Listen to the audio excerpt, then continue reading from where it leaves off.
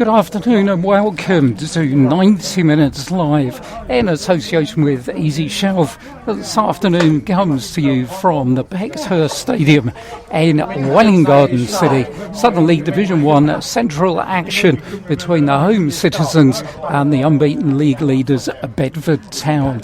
A real mountain to climb for Mark Weatherstone's team. But as we were talking to Chairman Dave Coates just before we came to take up our commentary position here, and he viewed it as a free hit, which I think is probably a good way of looking at it. Bedford Town, just one of 4 teams up to level 4. We've got a 100% record so far. Joining me to my right-hand side, as always, is Simon Alamandi. And Simon, well, it's a big one for the citizens. It is, Pete. I mean, good afternoon to you, good afternoon to everyone else. And yeah, it's a big game. As you say, and as Dave said to us as well. It is a bit of a free hit. They're not expected to get any points here today by the vast majority of people.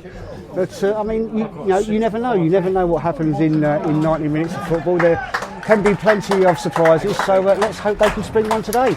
Well, all those records are there to be broken, aren't they? And particularly in terms of Bedford, as the 2 teams join us this afternoon. It's got a bit grey and cloudy. We're right on the about 5 yards inside one of the halves. Not our usual position, right on the halfway line here at the Backstairs, but let's take you through the team lineups to start with. As far as the home side Welwyn Garden City are concerned, 3 changes from their last outing.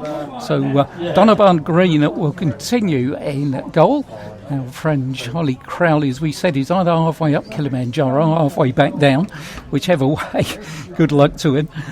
We've then got Zach Brown and Ryan Kerwin will be the 2 fullbacks. James Koloski will play in the centre of midfield because Yasin Buda, who of course is suspended after that red card. Manny Alangunaju is the other central defender. James Mully will play just in front of them. Happy birthday to him, celebrates his birthday today. Adam Pollock is brought into the side by Mark Weatherstone, and Bailey Stevenson, Cyrus Babai, Brad Watkins and Dernil Winter make the rest of the citizens starting lineup. As far as Bedford are concerned, just one change from the side that thumped Ware on Tuesday night 7-1, and that's Ben Walster, who comes in replace of Alex Collard. So last time when Mark Smith in goal, Callum Donnelly, Lewis Green, Shane Bush, Ben Walster, Ben Spall, of course, formerly player here with Welwyn Garden City. Ryan Blake, 8 goals so far this season. Adam Watkins, Linton Goss, who scored on his debut on Tuesday night. Jesse Akangwini and Lewis Walsh. The substitutes bench for Bedford Town looks like this: Adam Cunningham, Dominic Morgan Griffiths, Louis Johnson, Emmanuel Dahl and Osei Buffer. Our referee is James Cliff, who comes from Lincolnshire, and his assistants Chris Severiano and Oliver Hollyoak. That's dotted the I's and crossed the T's. Decent crowd gathering, and action also, of course, involving our other 2 teams. Both got tough away trips. Hartford away at Kings Langley, and we're looking to recover from that thumping on Tuesday at Leighton Town. Citizens got into a huddle. I mean, what have they got to do there, Simon? Well, I mean, I think first of all, they've got to keep things steady. I mean, you think, for the first 5-10 minutes, keep things steady and just try and settle themselves into the game, I think, and don't give Bedford too much space. Yeah, I think you're absolutely right. You concede an early goal to this team, and it's going to be a long way back. It's going to be a physical battle up front, which I think James Koloski might actually relish with Linton Goss. We saw Linton Goss, of course, play for North Lee, his previous side against Ware, and they won 3-1 at Watson Park, and a fine game on that afternoon. So we just about get underway here on 90 Minutes Live in association with Easy Shelf Direct Limited. If you're listening from Hertfordshire, or indeed if you're listening from Bedfordshire, very good afternoon for live commentary coming from myself, Pete Hill, and Simon Alamandi as we get underway. So it's Bedford who are going to be kicking from left to right. So our commentary position just about 5 yards inside the half, which is being defended by Welwyn Garden City. The young goalkeeper Donovan Gray, who making a name for himself as a young man, teenage goalkeeper in orange strip. So Bedford, who've changed their strip this afternoon, no blue for them, they're in yellow and black. As the goalkeeper very deliberately spots the ball and slips over, thumps it on this near side looking for Darnell Winter, but in fact thumps it out of play for a throw-in to Bedford. Bedford, I was saying, one of 4 teams with 100% record above in the pyramid, above level 4. The other 3 are Kidsgrove in the Northern League Division 1 West, Rains Park in the Isthmian League South Central, and Mickleover in Southern League Premier Central. So Exalted Company are the team from Bedfordshire who were relegated last year, of course, relegated mainly on a horrible run of 10 straight defeats at the end of last season, which saw them return to whence they came after just 1 season up. Long ball by Golowski on that far side, and Ben Walster will watch it go out of play. A lot of experience in this side. Walster's 35, so's Callum Donnelly, and also Adam Gunnington, who's sitting on the bench. So plenty of experience for the visitors. As the ball was thumped forward, looking for Cyrus Babai, and one thing Cyrus is going to give us, he's going to give us a bit of pace up there, which they've been lacking. Yeah, definitely, and as everyone knows what Cyrus can do, and he'll bring a different dimension to the side, which I think Mark's missed in these early stages of the season. Darnell Winter is playing on the left-hand side, and Brad Watkins on the right to allow Cyrus to operate through the middle. So as Kolowski is put under pressure by Linton Goss, turns the ball all the way back to his goalkeeper, who bowls it out on this side for Manny Alagunji. His clearance bounces off a Ben Spall, but goes straight into the goalkeeper's arms. Experienced player, Alagunji, former Cheshunt and Chelmsford player. Last when we spoke to Mark Weatherston here after the FA Trophy defeat against Basildon United, he said recruitment would be the key. Well, he's brought new players in, and here's one of them, Cyrus Babai. Loses out on this near side, and Brian Kerwin is another one who's been brought in, puts the ball back to his keeper. Side foots it out, and Welwyn Garden City looking to build. Long ball forward, looking for Darnell Winter. Winter's going to have to go something to keep that in. Does manage to do so. It's half cleared, and then will finally be brought away by Jesse Akambundi. But he's pulled down, and there will be a free kick to Bedford. Played 5-1-4, drawn 1 in all competitions away from home.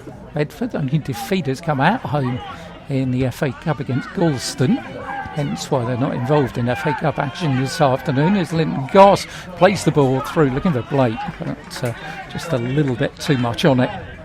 Goss, such a dangerous striker, was at Dame United, then went to Oxfordshire Neighbours North League, and has now been another very astute signing by Bedford's new manager Lee Bircham.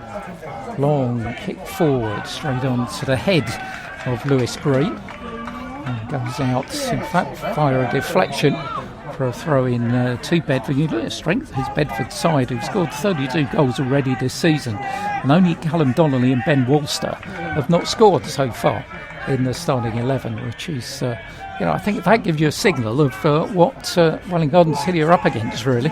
Yeah, absolutely. I mean, it goes to show, as you can tell from those figures, that their goals are coming from all over the park, and that's absolutely what you need, really, isn't it? So we're just about 5 minutes in, 0-0 here at the Bathurst on 90 Minutes Live Saturday football. Linton Goss, Kolowski battling with him, as I think they will be all afternoon. This time it's the Welwyn Garden City man that's adjudged to have fouled, and first chance for Bedford to put a little bit of pressure. Number 8, Adam Watkins, played league football, of course, and was at Royston Town for a few years as well. Very useful player to have in the lineup. He's lining this one up. Bedford has still kept 3 back, with Welwyn Garden City having 2 forward. The kick's going to be taken on that far side. Comes in short and is headed out by Brad Watkins on the edge of his own penalty area. Ball threads out on this side to Callum Donnelly. Donnelly's chip ball forwards and the linesman's flag is up as the ball does go in the back of the net. But it's not going to count. Green made a hash of it. They didn't go through his legs. Get a game in the end from Shane Bush. But flag was up very quickly on this near side to show that the central defender was in an offside position. So Green will restart from the goal away to our right hand side. His kick lands just the other way, other side of the halfway line, bounce off ahead of Brad Watkins for Adam Watkins to bring it down. Ball on this near side for Linton Goss. Goss has to turn backwards, brings in Watkins again, chip ball to the edge of the area, dealt with by Kerwin. Here's Durno Windsor. First chance perhaps to send Welwyn Garden City forward. Cyrus Babai manages to get away from the defender Bush. And Cyrus looking to tee up the ball across. He does! Oh, and it's a poor touch in the end by Bailey Stevenson. Otherwise they could have been in. Cyrus has got it again, goes across the box. And it's going to be picked up on that far side finally by Adam Pollock. Pollock puts it back to Kolofsky. Kolofsky's long ball looking for Cyrus again. Cyrus against Collard on this near side of the field. Cyrus goes down, and in the end it's Donnelly who goes down as well.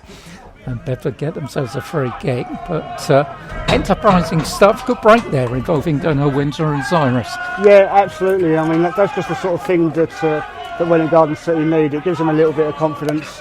Great little break there, and just a little bit unlucky with that ball. But promising start for them. Yeah, well, Stevenson coming in from the right-hand side, who didn't control it. Ball out on this near side for a throw in. Just looking at the line-up really. Stevenson's playing advanced on the right, and Brad Watkins is almost playing the number 10 role, which is as befitting his shirt. There's Adam Watkins. Plays the ball all the way back to Lewis Green. Watkins will get it back. He really is the metronome in midfield for Bedford. There's Adam Watkins, Ben Spall. Nice touch for Walsh. Spall will get it back, far side of the field. Spall chips it in on the left foot, but Green had read that all the way. And comes out and collects the ball to his chest. Bedford haven't conceded a goal in the opening 45 minutes of all their games this season, by the way. So that's something for Welwyn Garden City to aim at. Opponents have scored, but all the goals they've conceded have come after half time. And as far as the Bedford goals, well, they've come in both halves very frequently. Here's Durno Windsor with a bit of space to turn into midway inside the Bedford half. Stevenson's going to his left, but the ball from Windsor is poor. But Watkins will pounce on it and start coming in the opposite direction once again. Watkins looking for some movement, chips it towards Cyrus Papai, but Cyrus can't control it, and the ball will go out for a goal kick to Bedford. Be taken by Mark Smith, experienced goalkeeper, only signed this month because I've had injury problems in the goalkeeping department. Started his career at Brentford, did Mark Smith, as he will take the kick, right-footed downfield. Up goes Kerwin's, beaten to it, and Linton Goss will bring the ball down. Plays the ball to his left. Here come Bedford forward with Louis Walsh. Louis Walsh going outside. Walsh puts it in and Linton Goss couldn't get a touch to it, or did he? It took a deflection in the end off a defender and went away for a corner. Well, you would have put money on Linton Goss putting that one in. Yeah, absolutely. I mean, a great little move for them. He's started that ball in. And 9 times out of 10, you definitely expect him to find the net on that one. So the corner to be taken on this near side. Bedford fans making their voices heard behind that particular goal. Welwyn Garden City have kept 2 forward. It's going to the back post. The header down again from Bush. But this time it goes wide of the target. certainly going to be a danger. Corner came in from Ben Walster on this near side of the field. Sam Bush. Walster wears a 5, but plays over on that left-hand side as left back. Green wearing 3 is very much a central defender. So Green again with the kick from the goal away to our right-hand side. 10 minutes in here. And still Welwyn Garden City 0, Bedford Town 0. Southern League Division 1 Central leaders against the team who started this morning 16th. As Bedford coming forward again. Linton Goss taken out. Fairly cynically, it's got to be said, by Alagunju, who earned himself a yellow card. And to be fair, I don't think you can have too many complaints about that, Simon. No, absolutely not. I mean, the referee's got on that straight away. You know, as soon as he's blown his whistle, he's pulled the card out of his pocket and shown him the yellow card. And absolutely no arguments against that at all. It's certainly not something you want, a yellow card early in the game when you're marking Linton Goss. So he's going to have to be careful how things progress. Walster is going to take the kick for Bedford on the right-hand side, just shy of midway inside the Welwyn Garden City half. Citizen pulled everybody bar Bailey Stevenson behind the ball. And Walster has got plenty to aim at. Bushes up from the back. We've already seen what he can do. So let's see what happens with this free kick. It's going to be put over with the left boot. Referee sounds the whistle. Kick goes in. It's a good one. And in the end, it was a header by Ryan Kerwin. Will put it over his own crossbar for a corner to Bedford. Walster will take it on this near side. Welwyn Garden City have pushed Ernell Winter further forward, along with Bailey Stevenson. 3 back for Bedford Town. Adam Watkins lurking with intent on the edge of the 18-yard area. It's the movement of Bush again. Cyrus Babai's got the marking job on the big number 4. Lewis Green is on the inside the centre circle, but it's headed out well by Kerwin. Wasn't the best of corners. Stevenson on the far side, looking for the run of Zach Brown, but he goes down. And Louis Walsh will find Adam Watkins. Watkins has to turn. Brown did well to get it back on level terms. And Watkins, though, still keeping the ball to Akabunji. A long one forward, headed back in by Bush. High boot coming in from Ryan Blake. And it was brave from Brad Watkins, who got the boot in the face. But referee not taking any action. It was fairly clear that Blake was going for the ball, and Brad's okay. So Welwyn Garden City will have a free kick inside their own 18-yard box, which will be taken by Donovan Green. 13 minutes gone on 90 minutes live. Long kick all the way with one bounce to his opposite number, Mark Smith. Smith's kick high on this near side. Kerwin lets it bounce with Blake there. And in the end, Welwyn Garden City sorted out with the expense of a throw-in, which will be taken on this near side by Callum Donnelly. Donnelly finds Adam Watkins. Donnelly will get it back. Ball threaded to the edge of the area, but away by Goloski. Straight in the back of Cyrus by Bush. And Welwyn Garden City will have a free kick on the halfway line. James Mully will roll it to Brad Watkins. Watkins, I think, was quite expecting that, but did well to maintain control. Plays in the near side to Winter. Mully tries to return the compliment, but Bush's long clearance is headed towards the halfway line. That scrappy period of play, but Louis Walsh will get it back for Bedford and then give it away to James Mully. Mully gets it back off Watkins. Mully under pressure from Louis Walsh, finds Zach Brown on that far side. Brown's ball fades everybody, and Cyrus Papai will send Bailey Stevenson go in. Stevenson's cross is scuffed and straight to the feet of Ben Spall. Spall to Adam Watkins, turns and brings in Callum Donnelly. Donnelly's chip ball forward, not a good one, goes out of play, and the Citizens will have themselves a throw in. Well, so far so good. I'm sure Mark Weatherston was measuring this one in quarters. We've got through the opening 15 minutes without too much harm so far, and so you think he'd be fairly pleased with that? Yeah, absolutely. I mean, they've had a couple of little breaks, a couple of little chances, and kept Bedford at bay for now. And as you say, it's a good opening start for the Citizens. On the edge of the area, Bailey Stevenson wins the ball, but Bush gets it clear. Kolowski is the first to react on the centre line, and Darnell Winter try to bring it back under pressure from Donnelly, but in the end the ball will go out for a throw to Bedford. They've won at Marlburton in the FA Cup, Hatley in the league, Walthamstow in the FA Cup, and Aylesbury United in the FA Trophy. Those two FA composition wins were scoring 5 goals, so certainly know when the net is away from home, as they do at home. Ware will testify to that. Long ball looking for Bailey Stevenson. Walster is the defender. The ball just goes out for a throw in to Bedford. Fairly low-key start really to the game. I expected Bedford perhaps to come out with all guns blazing, but they haven't really.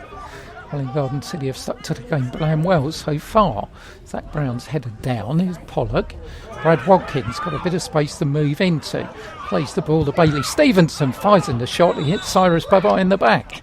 So not sure whether Smith would have been troubled by that or not, as the ball ended up hitting Cyrus in the back.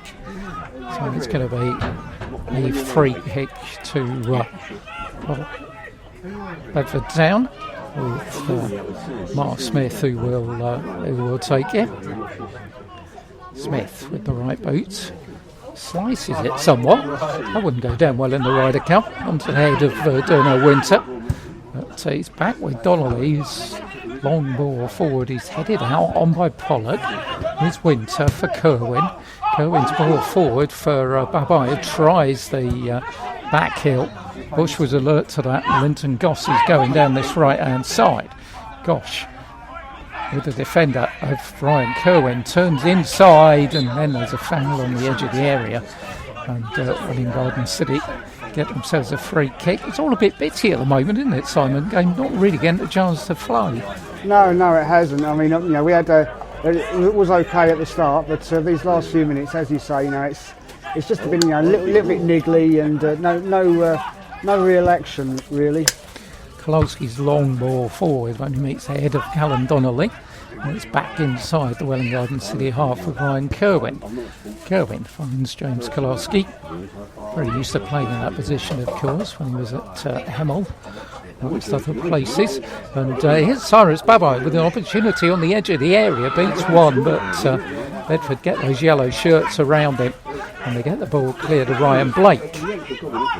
Blake looking to go outside Kerwin, and does. Brad Watkins is there. That's a super tackle by Brad, and the referee gives a free kick. Well, I think he got the ball.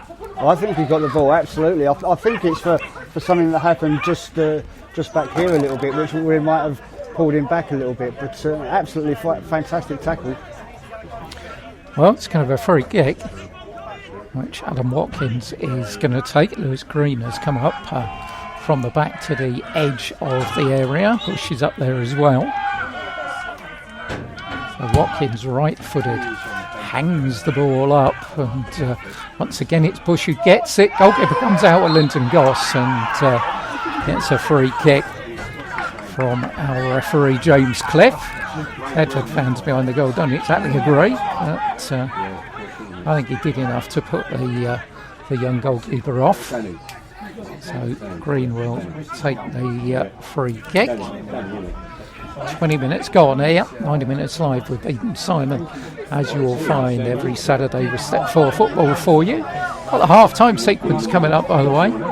Good stuff in the half-time sequence. I don't think we've ever had a half-time sequence that mentions Batman, Frank Spencer and the Muppets. So they will all be mentioned at half-time. Long kick forward, Pollock can't get it. Here's Adam Watkins. Watkins on that far side for Louis Walsh. It's Zach Brown to him quickly. Pollock finds him again. Brown evades the challenger. Watkins tries to evade Walsh as well, but ends up giving the ball away to Ben Spall. Spall far side to Walsh. Walsh's ball forward off the back of Ben Spall and luckily bounces for Linton Goss. Goss waiting for somebody to come right. There isn't anyone. Donnelly provides the overlap. Goss decides he doesn't want it and now takes up the option. As the ball put across the box looking for Walsh, who will bring it down. Zach Brown is the defender. Got plenty to aim at in the box. If he can get there, he can't. They're defended by Brown, only as far as Walster. Walster, well, I'm not quite sure what he was expecting to do from there. Saw James Kolowski score from there in the FA Trophy, of course. But that was Wilson Burnell as well at Hartford on Tuesday night against Hadley. But Walster never got hold of that one. And way over the top of the crossbar. Maybe just a little sign of frustration by the visitors. Yeah, could well be. I mean, he's taken that shot, and I mean, it's not even as if Donovan was off his line, is it? So, so it's not as even as if Donovan was off his line. So I think, as you say, it might have been a shot out of frustration more than anything else. Long kick forward by Mark Smith. Kolowski and Linton Goss clash outside the area. Referee not interested. Milling Garden City will get the ball back. And feeling they're just growing in confidence a bit here. Kerwin against Donnelly on this near side, but Shane Bush will have it for Bedford. Long ball forward for Linton Goss. Goss just brings it down nicely for Adam Watkins. Watkins for Ryan Blake. Ryan Blake puts the ball across the box, but the goalkeeper does well to grab it inside the 6-yard box. Not under any great pressure. Ryan Blake, who of course scored a hat-trick against Ware on Tuesday night. 8 goals this season for him. Experienced striker and good man to have in your squad. Started at Hemel, Enfield Town and Chesham along the way as well amongst his former clubs. Citizens have got a throw in on the halfway line, far side of the field, which Zach Brown, the right fullback, will take. Pollock offers himself and manages to maintain possession. Blake down the line looking for Bailey Stevenson, takes it on his chest, tries to thread it forward. Walster will try and stop a corner and does, and then he hits it off Stevenson and wins a throw in on that far side for Bedford Town.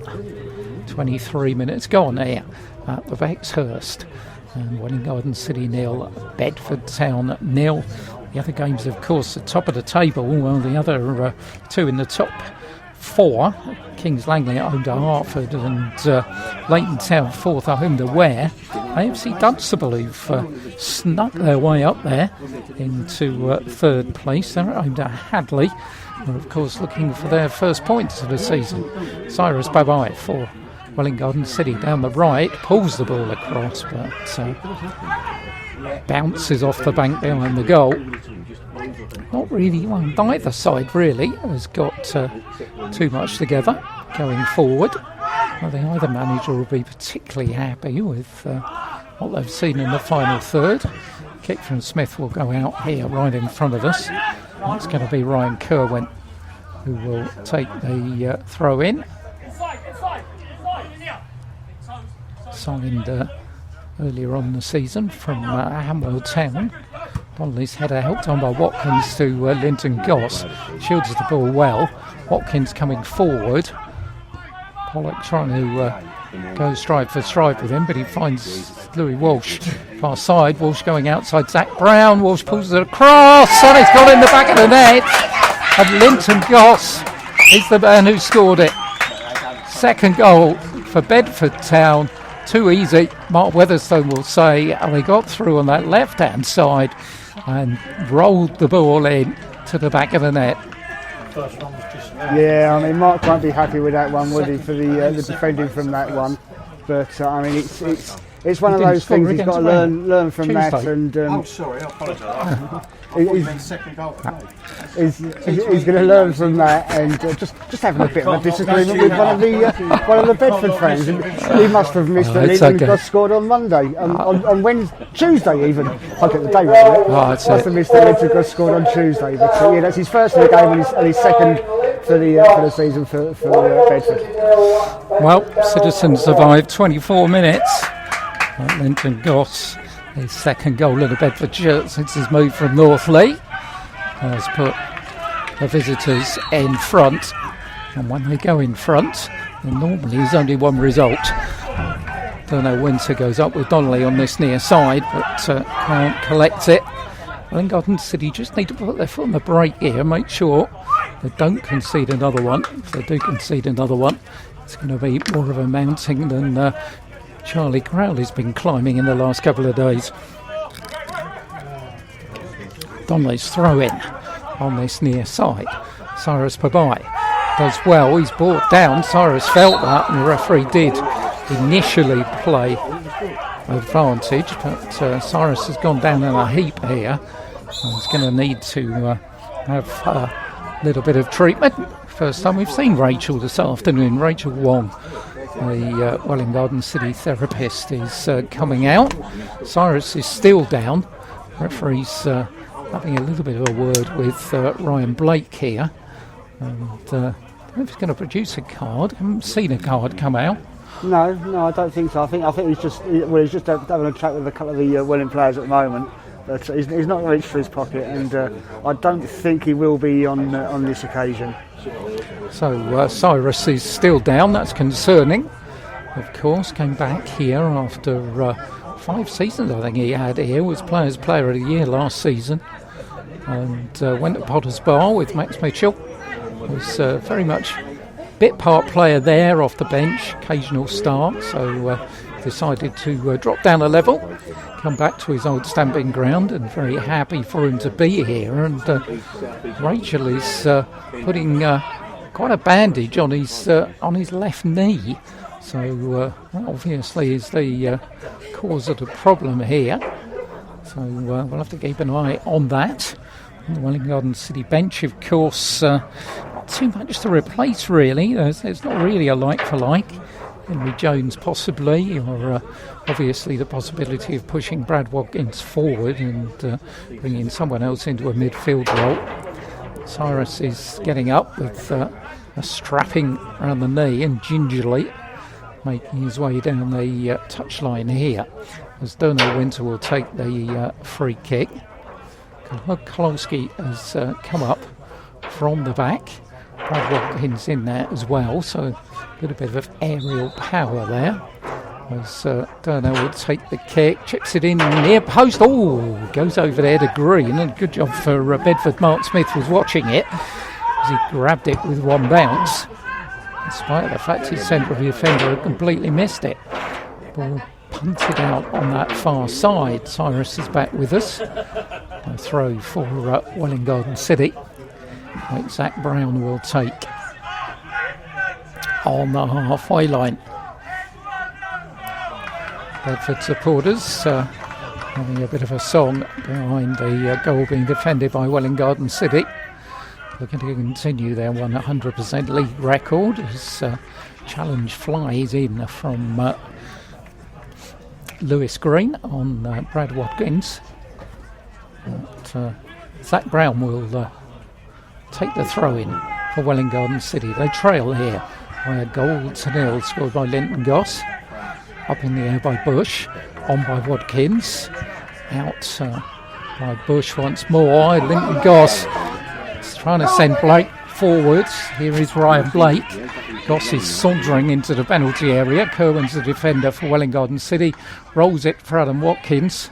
Watkins goes round Pollock, who sticks to his task well in the end, as Adam Pollock, but does so at the expense of a corner. You do get the feeling, Simon, that they cannot afford to concede another before half-time, or effectively that's going to be game over. Yeah, absolutely. I think the most important thing, as you say, is just to keep them to the one goal before half-time, and otherwise you know what you're going to get. You know, those Welwyn heads, they could start to drop, but you know, Bedford's confidence will start to rise, and from then, you know, I mean, as happened on Tuesday night, you know, it could be more and more. Worcester's corner goes short to Louis Walsh. Walsh chips it up to the far post, and Green was struggling a little bit in the end, but it does go out for a goal kick, taken quickly, picked up on that far side by Cyrus Babai. His ball forward, though, he's blocked, and in the end the ball comes back, bounces off of Cyrus and goes out for a throw-in to Bedford Town. 15 points at the top of the table. Kings Langley, AFC Dunstable are on 12 this morning, Leighton Town on 11 and Cirencester on 10. And made up the playoff places. Very early to talk about that, of course. Clear to the halfway line where Darnell Winter avoids Donnelly but can't avoid Shane Bush. And Louis Walsh, who switched over to this right-hand side, puts the ball down the line. Good ball pushed inside for Adam Watkins, but it's good cover by James Mully. He puts the ball out for a throw-in to Bedford. Comfortable, you would say, at the moment for the league leaders. Lead by a golden eel here at the Bexhurst. Throw-in's going to come in on this near side of the field. Donnelly chips it down the line looking for Walsh, but it's an up and under onto the edge of the area, which Brian Blake will be the first to react to, but scuffs his cross, and Green, as the sun comes out, sends one forward looking for Bailey Stevenson. Stevenson back to Brad Watkins. Watkins hasn't got too much in front at the moment. That's the turn and does well. Maintains position. Finds Bailey Stevenson. Surrounded by yellow shirts. Brings in James Mully. Mully for Watkins. There's Stevenson. Might have a chance of a shot here. In the end, though, it's crowded out by a weight of numbers. Watkins and then Worcester get it clear. Looking for Ryan Blake. Onto the head of Koloski. Zach Brown goes in on that far side. Wins the ball well. Brown forward looking for the turn of Pollock, but he had Green right behind him, and Bedford will get it back. Clinton Goss, who's gone over to that far side, looks for Adam Watkins. Darnell Winter brings Connolly down, does he? He does indeed, right on the halfway line, and so it's going to be a free kick to Bedford. 13 minutes before the break here. Welwyn Garden City 0, Bedford Town 1. Keeping up to date with what else is happening around the league at half time. Adam Watkins will take the kick for Bedford inside the centre circle. Again, Green and Bush have come up from the back. Watkins with the right boot to that far side, looking once more for Bush, but it's hooked away by Goloski, further away by Adam Pollock, who can't keep the ball in play. And so it will go out once more for a throw-in to the league leaders. 5 clean sheets in 11 matches so far this season for Bedford. As the ball forward onto the head of James Mully. Ben Spall returns it. Pollock forward looking for Stevenson, but up in the air by Lewis Green onto the head of Mully. Untidy dash of play. Bush brings it down and then just chips it down to this right hand side. And they'll let that Malagunju will let that run out of play for a throw in to Welwyn Garden City. Welwyn Garden City, of course, have got Tame away next Saturday, and then we'll be here the following Saturday for the local derby against Hertford Town. As Hertford, of course, had that win against Hadley. They might have heard of us on Tuesday night to put them up to 7th in the table. Mully goes in, but doesn't win the ball because Louis Walsh has got it. But in the end, it's Brad Watkins who goes in. That looked like a decent tackle as well. But referee has given a free kick. It's a dangerous free kick once more. Adam Watkins will take the free kick, and Jazzy Dolby, the therapist for Bedford Town, comes out. Lyndon Goss has gone down.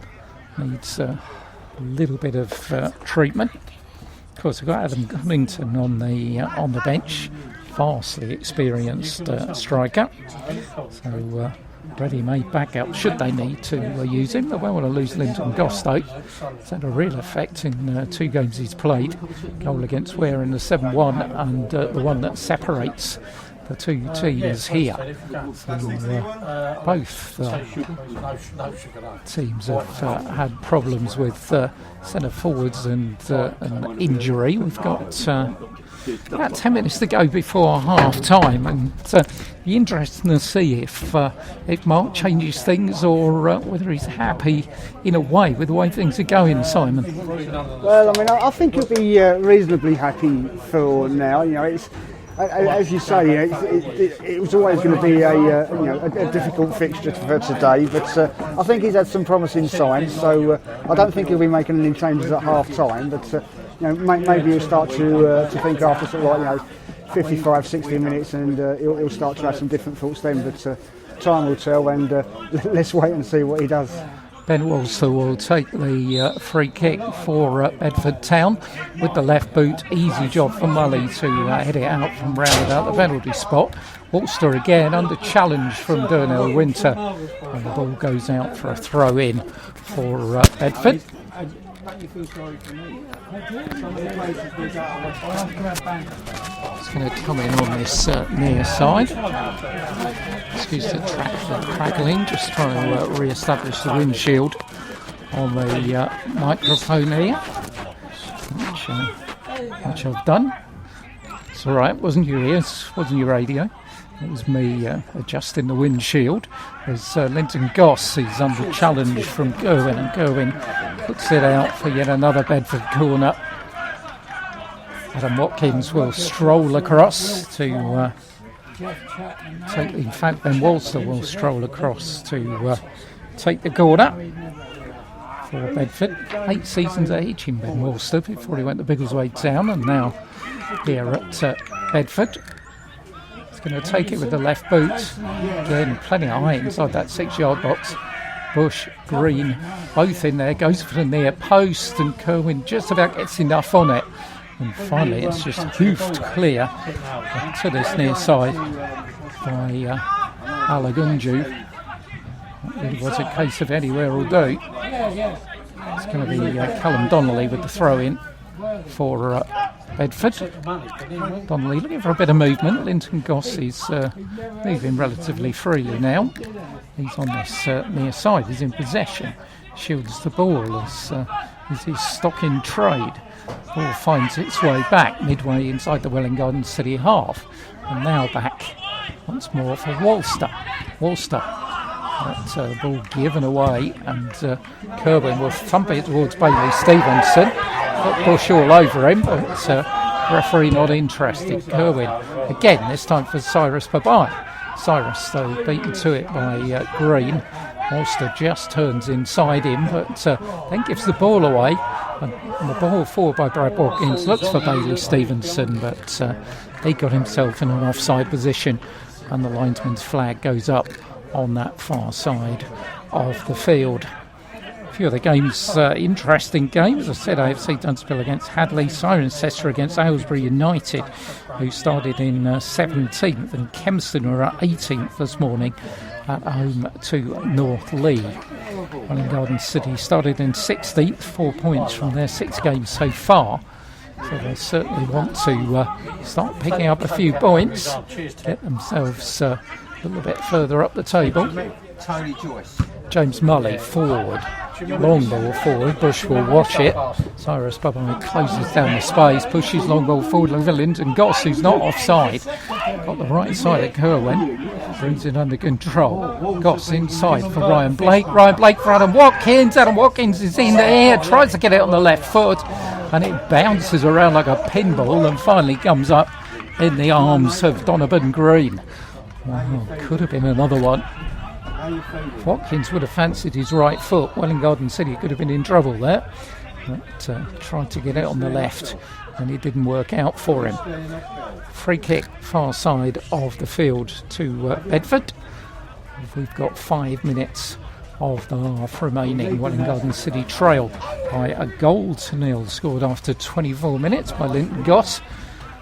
One of the easier ones he'll score this season from inside the 6-yard box. Smith will take the kick. Koloski heads it forward, looking for Watkins. That ball goes out of play. Zach Brown will take the throw in. No, just bowler. Brown down the line, looking for Cyrus Babai.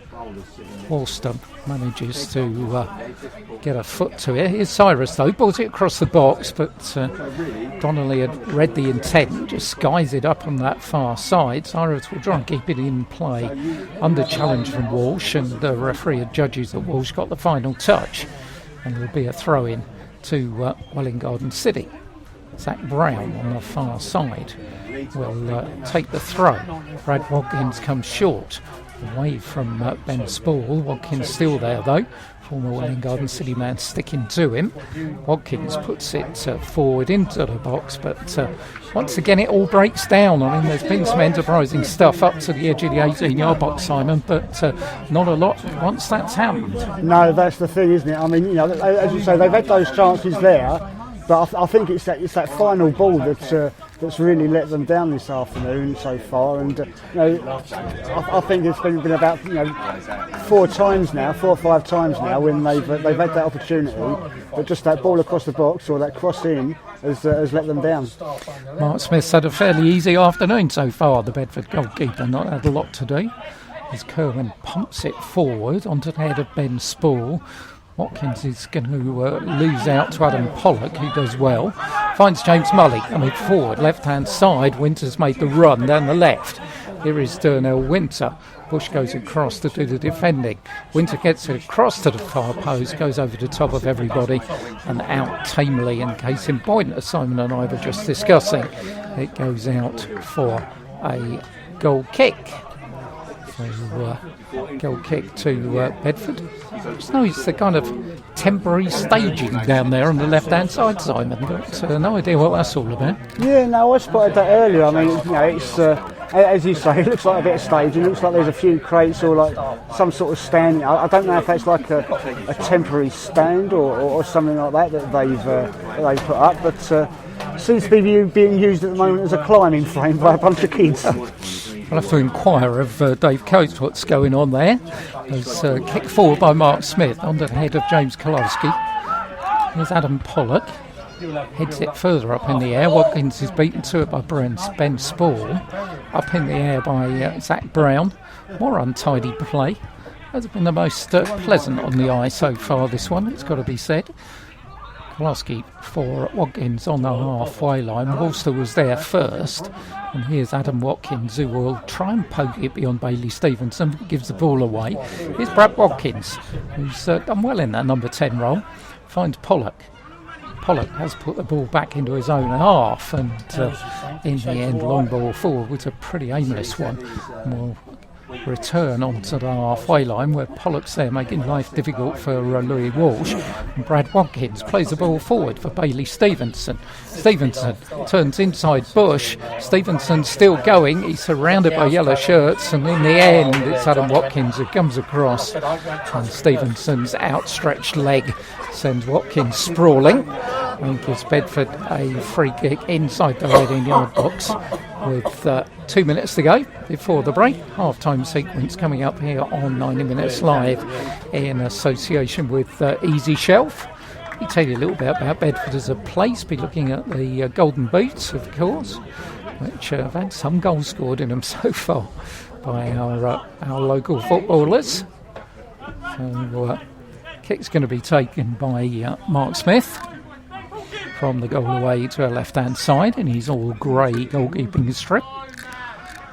Kick will land midway inside the Welwyn Garden City half, skims off the head of James Mully, and then he's thumped forward by Olagunju, but 2 bounces straight back to the opposing keeper, who, as I was saying, has had a very comfortable afternoon so far. Not really had a save to make, Mark Smith. Long, high kick forward.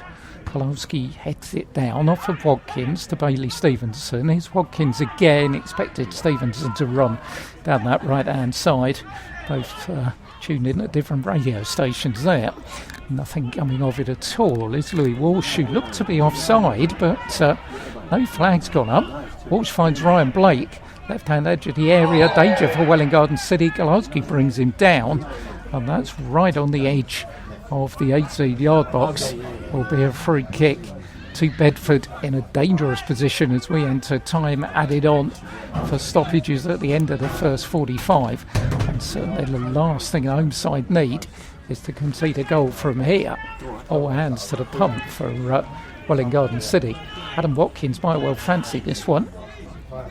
He's standing there. Walsley stayed back, so he's not going to take part. In fact, it's going to be Louis Walsh who's going to take it. I'm going to curl it in. Plays on the left, but he's going to hit this one with his right foot. Two-man Welwyn Garden City wall of Zach Brown and Adam Pollock. And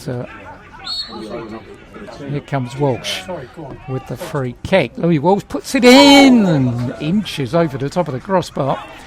Not sure Green would have got to it if it would have been a little bit lower. But in the end it goes over and is returned by the Bedford fans behind the goal away to the right hand side. Green will spot the ball down. I haven't had a signal of how long is to be added on. Can't imagine too long. Another minute over the top already as Donovan Green takes the kick from the goal away to our right hand side. Mr. Cliff hasn't looked at his watch yet. Green's kick is out of play in front of us, fielded by a man in the low stand here at the Bexhurst. Callum Donnelly will take the throw in for Bedford Town. Watkins volleys it forwards, and in the end it comes off the head of Olaganju and goes out for a throw in. He's on a yellow card, of course. Earlier, as Watkins heads it down for Ryan Blake. Blake plays the ball to Linton Goss, looks to get the return, volleys it across, it's Ben Spall, and it's gone in the back of the net. Green couldn't keep it out. Linton Goss volleyed across, and there was Ben Spall, the former Welwyn Garden City player, to make it Welwyn Garden City 0, Bedford 2 in time added on. Well, I mean, a well-worked goal there. Cross has come in. And I think, Donovan just a little bit unlucky to concede that. And, we were saying that they don't really want to go in at half-time 2-0 down. And unfortunately, just before the half-time whistle was going to blow, then that's exactly what's happened, and Bedford have gone 2-0 up. He knows his mum's whistle, doesn't he? Heads straight away. Certainly. Heads going down just a little bit in front of us here. One was happy. She's evidently sitting about 3 seats away on the right-hand side. So Ben Spall scores the goal. He was so popular when he was here. Real industrious, 100% box-to-box midfielder. And it's going to be a real mounting. That was Mum you heard, by the way. It's going to be a real mountain for Welwyn Garden City now. They needed to go in just with a 1-goal disadvantage too. Well, Mark Weatherstone will be rewriting that speech. He's talking to Josh Urquhart over there, his assistant manager. I just wonder what his thoughts are. Yeah, let's face it, nobody expected them to get anything out of this game, but he will certainly not want them to throw in the towel in the second half as Kerwin wins a throw-in. Still we're going on here. I don't quite know why the referee's found all this time. 4 added on, and just as I say that, he must be wired in because Mr. Cliff sounds the half-time whistle, and Bedford go in with a comfortable 2-0 lead here at the Bexhurst against Welwyn Garden City. Yeah, well, I mean, it was looking decent first of all. Welwyn Garden City having created all those, some of those chances, but as you said before, it's just the final ball for them, and Bedford managing to crowd out and are defending well, but they're also looking dangerous in attack, and it's unexpected. It's what's we're expecting really, and Bedford are Bedford are ahead at half time and going 2-0 up. Glum looking Mark Weatherstone making his way, scratching his head into the dressing room. Goals, 24 minutes, Linton Goss and 47 from Ben Spall. Second goals of the season for both of them, and both scored from inside the 6-yard box. I've got a feeling that might feature in Mark Weatherstone's half-time talk. Well, welcome to the half-time sequence here on 90 Minutes Live in association with Easy Shelf Direct Limited, and every week we tell you a little bit about the opponent. So here's a few facts again about Bedford, which evidently has one of the largest Italian communities outside of Italy. So Maltabella, if you're listening, from Bedford, you'll be enjoying the first half, I'm sure. BBC Music was there during the Second World War, evidently, because things got just a little bit heavy in London. Bing Crosby and Glenn Miller both visited Bedford during that period. So the name, by the way, comes from Chief Bader, a Saxon chief, and a ford crossing the River Ouse. Put them both together and you get Bader Ford, which then became Bedford. So this one, I've never seen this actually. The Bedford Annual River Festival attracts 250,000 visitors, evidently. That's on biannually. And they also have Bedford by the Sea. I can't find out too much about Bedford by the Sea, apart from the fact they come and plonk a whole load of sand in the town centre. So presumably everybody then gets their buckets and spades out and has themselves a good time at Bedford by the Sea. So, okay, here comes connection number one. Yes, it is Frank Spencer, because Some Others Do Have 'Em was filmed in Bedford during the 1970s. So all that hanging off the back of a bus on roller skates and everything else that happened in the 1970s by Michael Crawford under the name of Frank Spencer was happening in Bedford. And just down the road at Hardington Sheds, they filmed two Batman films, would you believe? So first of all, Batman Begins, and then part of the sequel, The Dark Knight, were also filmed there. So not many towns have got connection between Frank Spencer and Batman, have they? And I can complete the trio by giving you a connection between Bedford, Frank Spencer, Batman and the Muppets. The reason for that is that educated at Bedford School was Derek Scott, who was the musical director on The Muppet Show. So connection between all three. You wouldn't normally find that, would you? Loads of famous residents of Bedford. Harold Abrahams, Chariots of Fire, 100-metre champ, 1924 Olympics, of course. Joe Bugner, the boxer. Eddie the Eagle Edwards. Barry Fry, man that I know well, managed Bedford Town at one stage, didn't he? Paula Radcliffe, Ronnie Barker was born in Bedford. John Le Mesurier, of course, was born there as well, and so was Carol Vorderman, evidently. So plenty of celebs have come from Bedford. And people from Bedfordshire, by the way, are called clangers. And the reason they're called clangers is after a soft crust dumpling which can have jam or meat in it, and occasionally both, so they tell me. So that's going to be interesting eat, I should think that would be. I thought you was going to tell me it was part to do with one of my favourite programmes when I was a young child. I'm disappointed now. I could give you the Muppets. I was really hoping it would be the clangers. Well, there is a connection between the clangers, but not those clangers. Other former famous residents, John Bunyan, Pilgrim's Progress, Captain Tom Moore, of course. And there was also, this guy's got a super, and I love this name, Apsley George Bennett Cherry Garrard, which if he was a Premiership footballer now, he'd make a fortune and have the widest shirt in the whole of the Premier League. He was an Antarctic explorer who went on the second mission with Captain Cook. So famous man with a very long name from Bedford. What's been happening elsewhere, Simon? Well, not a lot really, Pete, and there's only 5 goals in the Southern League, and obviously there was one FA Cup tie as well. There's only 5 goals so far this afternoon. So Biggleswade 0, Waltham Abbey 1. It's 0-0 between Cirencester Town and Aylesbury United. Now, Hadley, they're 1-0 up against AFC Dunstable, so they're looking for their first win of the season. 1-1 between Kempston Rovers and North Lee. And Kings Langley and Hertford Town, it's 0-0 with them, as it is with our other side, where they're away at Leighton Town, and that is also 0-0.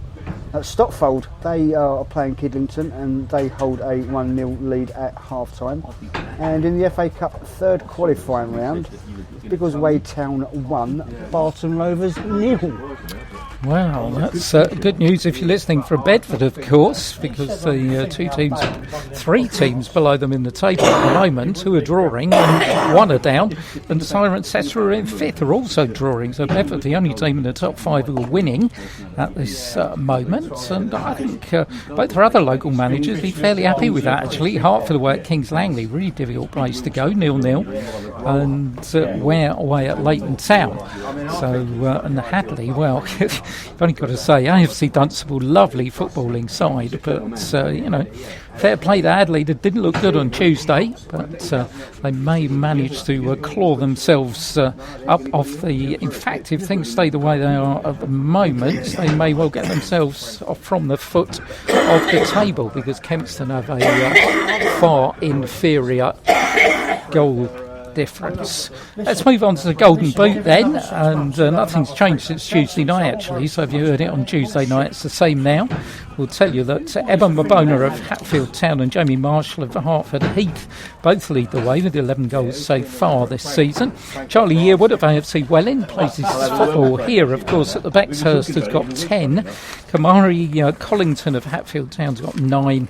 Kendall Giamfi of AFC Welwyn, who also plays his football here, has got 8. And Harry Watson of Buntingford has got 7.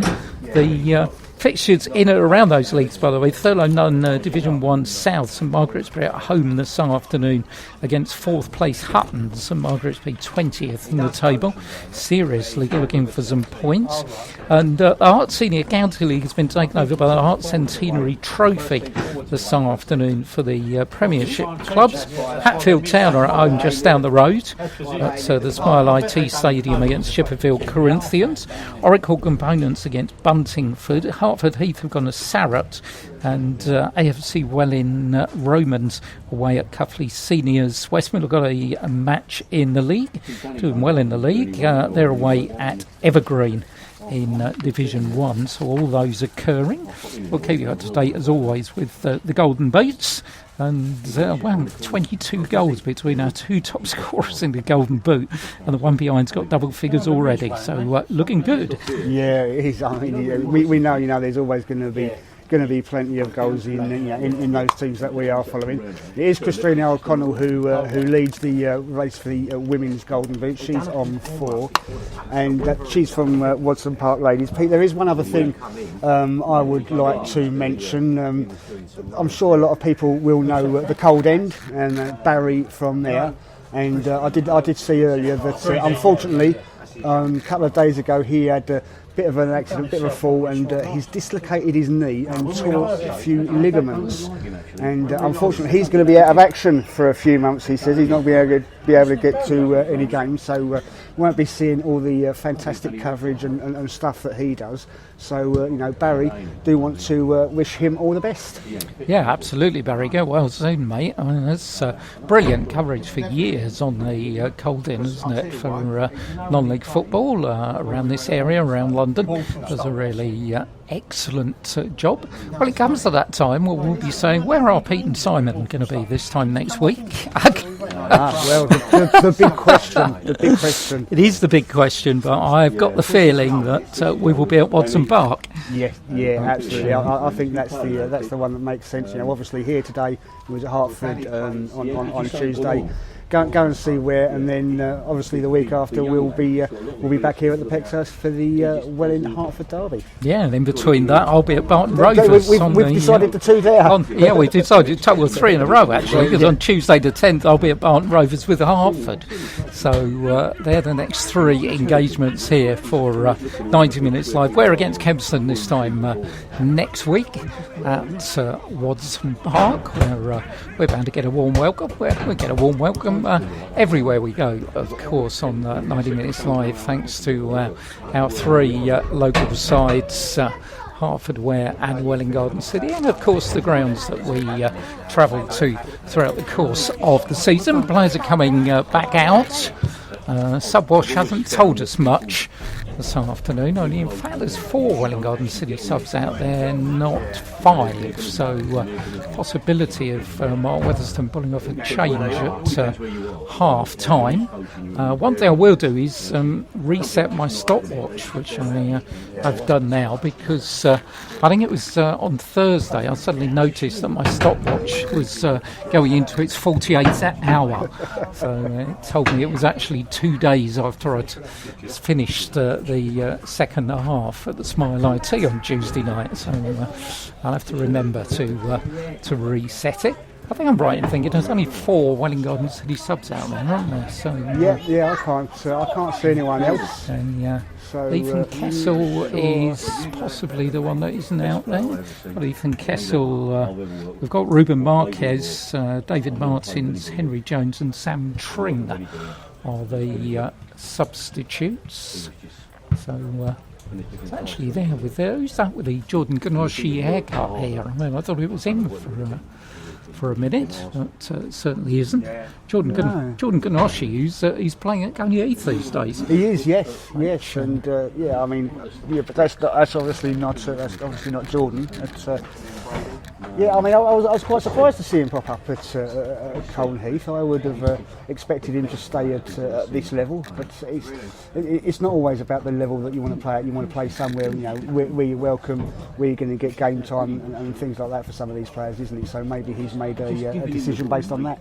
Yeah, absolutely. I think that was part of Cyrus's thinking, without a doubt, coming back here from Potter's Bar, where he spent a bit of bench time as well as being in the starting lineup, whereas here, you would expect him to be first choice.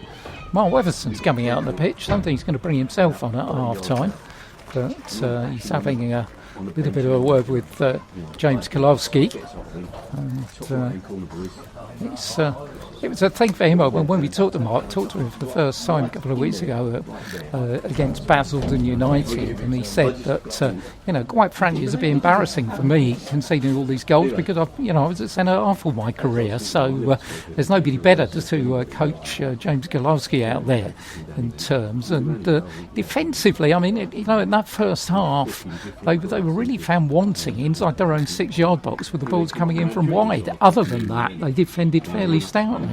Yeah. I think, as you say, defensively they do look better than the other week when we saw them. But he's brought these new players in, and although he's had a little bit of time to work with them, it does take longer than that, doesn't it? It takes longer than a couple of weeks. So I'm sure, given time, he'll be able to get this team shaped and how he wants it. Yeah, he's a very new squad here. And a new squad, it's a new squad at the beginning of the season. It's an even newer squad now with the players that have come in. I think it could be Ethan Kessel who might be about to come out. He's just coming out from he's come out from the dugout, but doesn't look like it. We'll give you in touch with that. We'll give you the 2 team lineups when we get an appropriate break in play, but we're just about to get underway here on 90 Minutes Live in association with Easy Shelf. Next, Welwyn Garden City 0, Bedford 2. At half time. Ball punted out on that far side. Give you a Welwyn Garden City lineup quickly. Donovan Green in at mid goal. The back 4, Zach Brown at right back, Ryan Kerwin at left back, James Kalowski and Manny Alog-Unju are the 2 central defenders. Adam Pollock and James Mully are the central midfield 2. Brad Watkins is playing just behind the front 3 of Cyrus Babai, Durnell Winter and Bailey Stevenson. And on the bench for the home side, Ethan Kessel, Ruben Marquez, David Martins, Henry Jones and Sam Tring. As far as Bedford are concerned, they've got Mark Smith in goal, Callum Donnelly at right back, Ben Walster at left back, Shane Bush and Lewis Green are the 2 central defenders. In the centre of midfield, Adam Watkins and Jesse Akombundi, Ryan Blake on the right hand side, Lewis Walsh on the left hand side, Linton Goss up front, and Ben Spall playing in that number 10 role. So that's 2 team lineups. James Mully in possession, deep inside his own half. Kalowski has to get there quickly ahead of Lewis Walsh. Brad Watkins forward, but all Ben Walster can do in the end is just deflect it out of play. Bedford played 5-1-5, top of the table with 15 points. And look to be heading for played 6-1-6, top in the table with 18 points.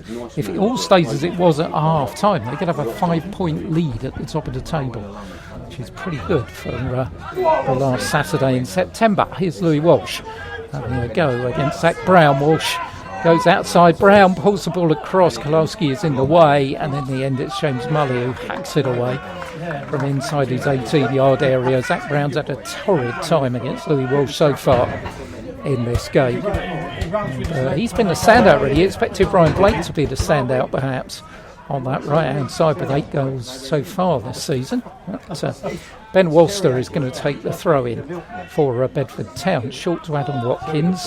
Walster returns the compliment. Watkins onto the right foot. Chip ball to the far post. Ben Spall will pick up the scraps. Looks to go outside Watkins. Turns it back for Callum Donnelly. James Mully will head it out.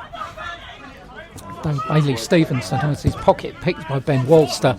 And then a long one forward by Lewis Green to his namesake, Donovan Green, in the Welwyn Garden City goal, and goalkeeper who, making a name for himself in these parts.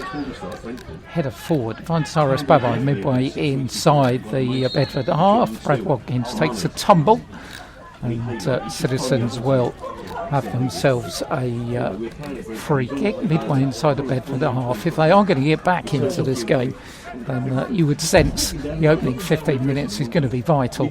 If we go beyond the hour with Bedford in a 2-0 lead, then it's going to be very difficult for them indeed.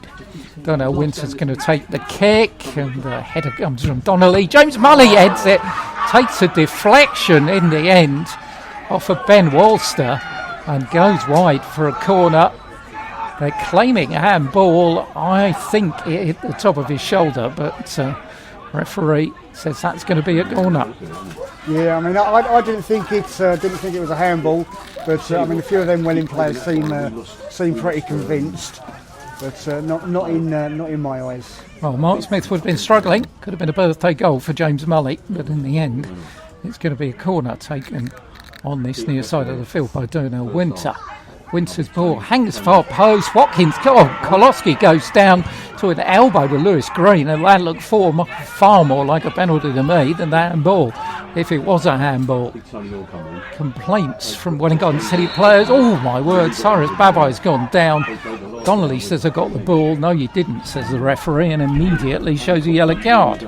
So, frantic passage in play. What about that challenge on Brad Watkins by Lewis Green?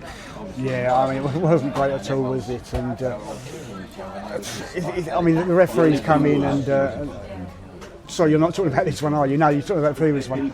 Yeah, no, I think the referee's got that one right, actually, and just let it go. Well, it's a free kick once again from a fairly identical position, actually. Cyrus knows he's back at Welwyn Garden City. He's been in the wars today. He's back out on the edge of the area. Donnell Winter again is going to take the free kick. Kowalski once more has come up from the back. All 6'5" of him. Winter's kick with the right foot straight into the chest of the goalkeeper Mark Smith. And a challenge for Bedford to relieve a little bit of early second half pressure from the Citizens. Smith takes his time, waits for his players to go upfield, and then right-footed rifles it down this left-hand side looking for Ryan Blake. Blake's there with Zach Brown. Last touch from the Welwyn Garden City defender. So there'll be a throw in. Ben Walster will take this, you would guess. Number 5. Ryan Blake on this left-hand side at the moment. Walsh on the other one. Walster gets it back from Watkins.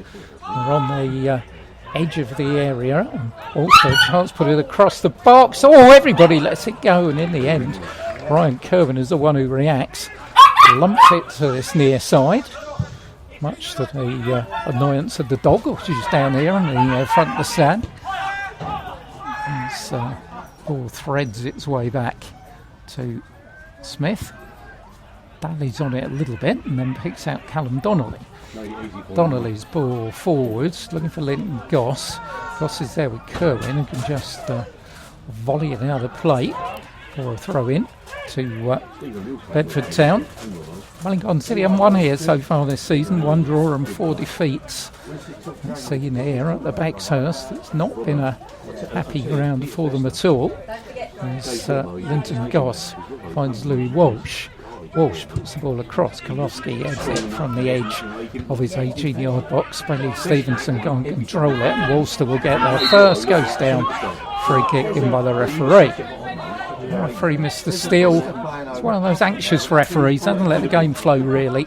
And any incident like that is normally ending up the referee blowing his whistle. I just wish he'd let the game flow a little bit more than he has. Yeah, I think the thing is you either get a ref that goes one way or the other, and he's obviously not too keen to let things go. A couple of these tackles you can let go, and I don't think they're necessarily fouls, but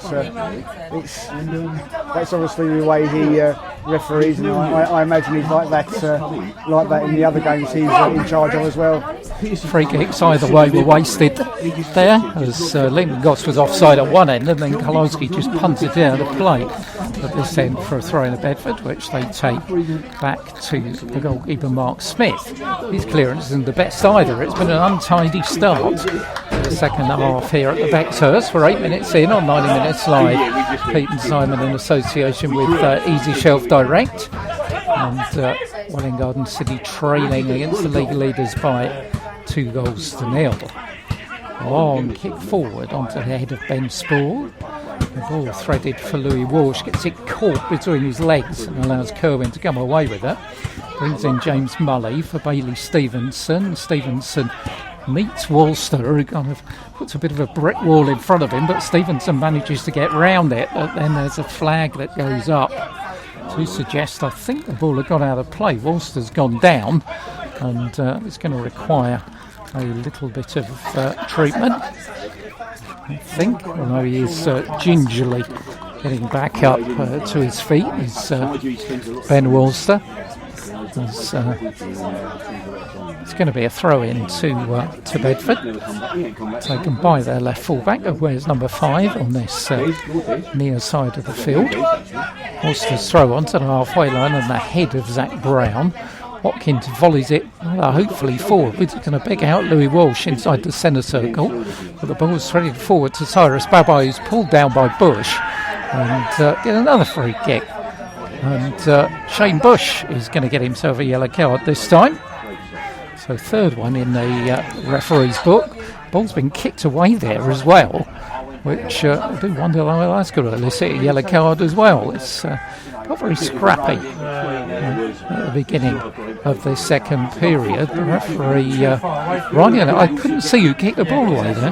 No, I didn't quite see. I know Welwyn were looking to take a quick free kick, and all of a sudden I just saw the ball rolling away. I didn't quite catch it. I think it might have been Louis Walsh. Well, the referee didn't show a card, so don't know. Winster's got a free kick. More central position this one. Again, Kolofsky up there. Brad Watkins up there as well. So plenty of aerial presence there. Cyrus Babai. Here comes a kick. Chipped in by Durnell Winter and headed out fairly easily by Shane Bush. Winter will get it back, volleys it forward. Mark Smith just scurries across his 6-yard box, kicks the ball up, and will prepare to thump it downfield. Wellington City's last home win, by the way, was back on the 7th of April. And the B-Day FC Dunstable were here by 3-2. So, as far as Bedford are concerned, of course, not really counting last season. You don't want to go back to their away wins. As I said, that horrible run, 10 in a row at the end of last season, which ended with them getting relegated.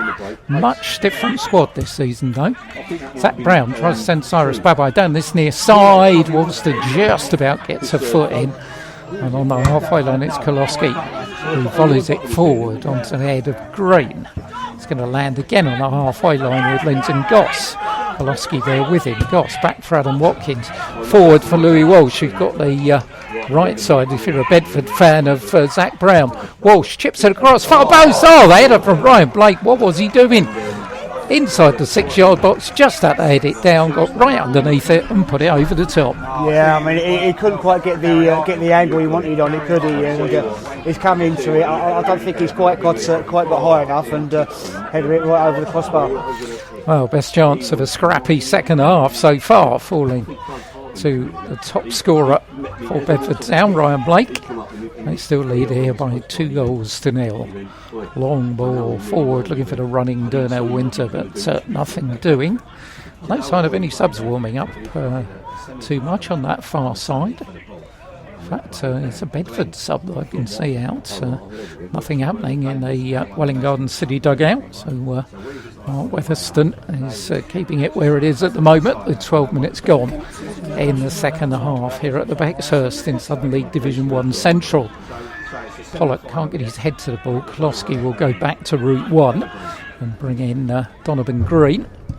Green, right-footed downfield. It's going to be easy meat for Lewis Green. He makes a bit of a hash of it, really. It's a free header for the number 3 and just heads it out of play midway inside the Welwyn Garden City half. Zach Brown.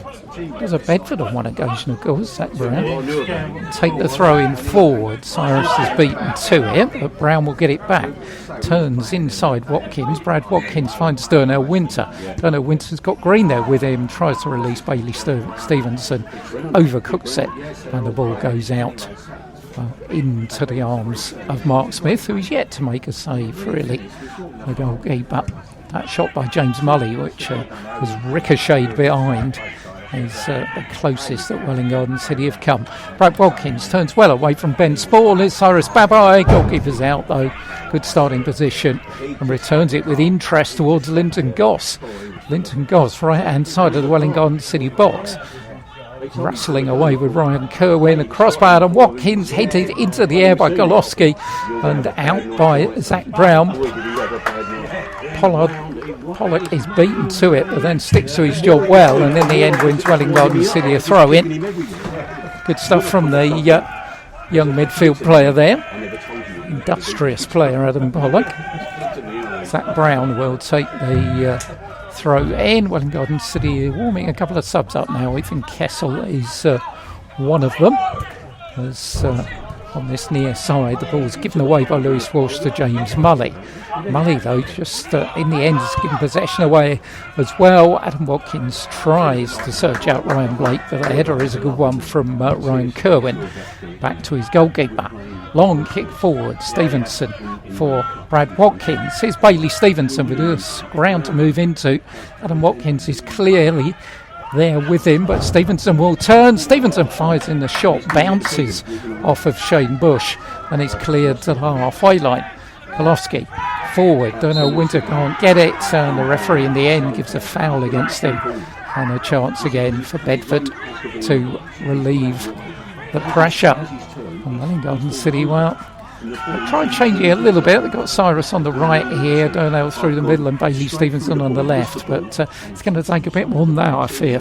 Yeah, absolutely. I mean, the thing is, as you said, they've not really troubled the Bedford keeper, and they just need to get some of these chances and get some of these balls in to the desired targets, and just give the Bedford defence and the Bedford keeper something to think about. I think they need to give the crowd a bit of a lift as well, because very few Welwyn Garden City voices. As Bailey Stevenson beats Donnelly on the far side, slips it nicely through the legs of Adam Watkins, and he's then shoved off the ball by Akobundi. So Welwyn Garden City will have a free kick. James Mully saying, could that be a yellow card, referee? Got to be careful. You get booked these days, don't you? Get booked for asking for a booking, as it were. And it's going to be the number 10 who's going to get a word from the referee. Don't think there's going to be a card involved here. It's a free kick once again, which Darnell Winter will take. He's had plenty of practice taking free kicks from round about that region, which is about 20 yards inside the half, being defended by Bedford Town, but not one of them really has resulted in too much so far. Let's see what he can do with this one. right-footed one. Looks a better one. Kolosky goes up. Did that hit the outstretched arm of Shane Bush? Well, someone behind the goal thought it did, but I think he's the only person that does. Here come Bedford forward. So Ryan Blake's ball is a poor one. Walsh can't get there, and Kerwin will feed it back to his goalkeeper. Long kick forward onto the head of Green. Heads it up. Good header by Pollock forward inside the centre circle. Adam Watkins puts his laces through it, but Linton Goss will keep it in on this near side. Linton Goss against Zach Brown. Back for Louis Wars, trying to tee up the cross, but decides to go round Zach Brown, put it to the far post. Here's Ben Spall. What do you think about the shot? He does. Ben Spall, good save by the goalkeeper. Right at height for him. Don't know whether it would have been going in, but had to make the save. And Donovan Green does. But, it's too easy when Bedford come down this left-hand side, carving Welwyn Garden City apart. Long kick forward by Green onto the head of Shane Bush. Lands on the head of Kerwin. A little bit of aerial volleyball going on. Nicked forward by James Mully is Cyrus Babai, and Walster had read the danger well and just thumps it out on this near side for a throw-in to Welwyn Garden City. That throw-in will be taken by Darnell Winter, will it? Or is he going to leave it to Zach Brown? He's going to leave it to the number 2, Zach Brown. Brown back for James Kolosky. Kolosky's ball across the box. Not a bad one. Cyrus went for the spectacular and did contact with it, but in the end it went all the way through. Change then. It's going to be a change for Bedford. It's going to be Callum Donnelly, who's had a booking. He's going to go, and it's going to be the number 16 Osei Buffer who is going to come on. 35-year-old for one of the younger school, I'm sure he won't mind me saying, at Bedford. So Buffer will come on, presumably to fit in at right back. So Welwyn Garden City subs still warming up.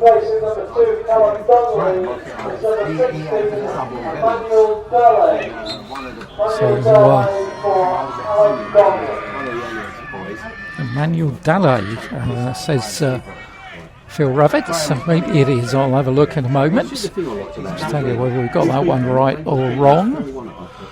And wait for him to turn around his shirts. I think it is right. He's 16. Sorry, it's Emmanuel Dalle who has come on. He was in the youth team at Lille in France at one stage.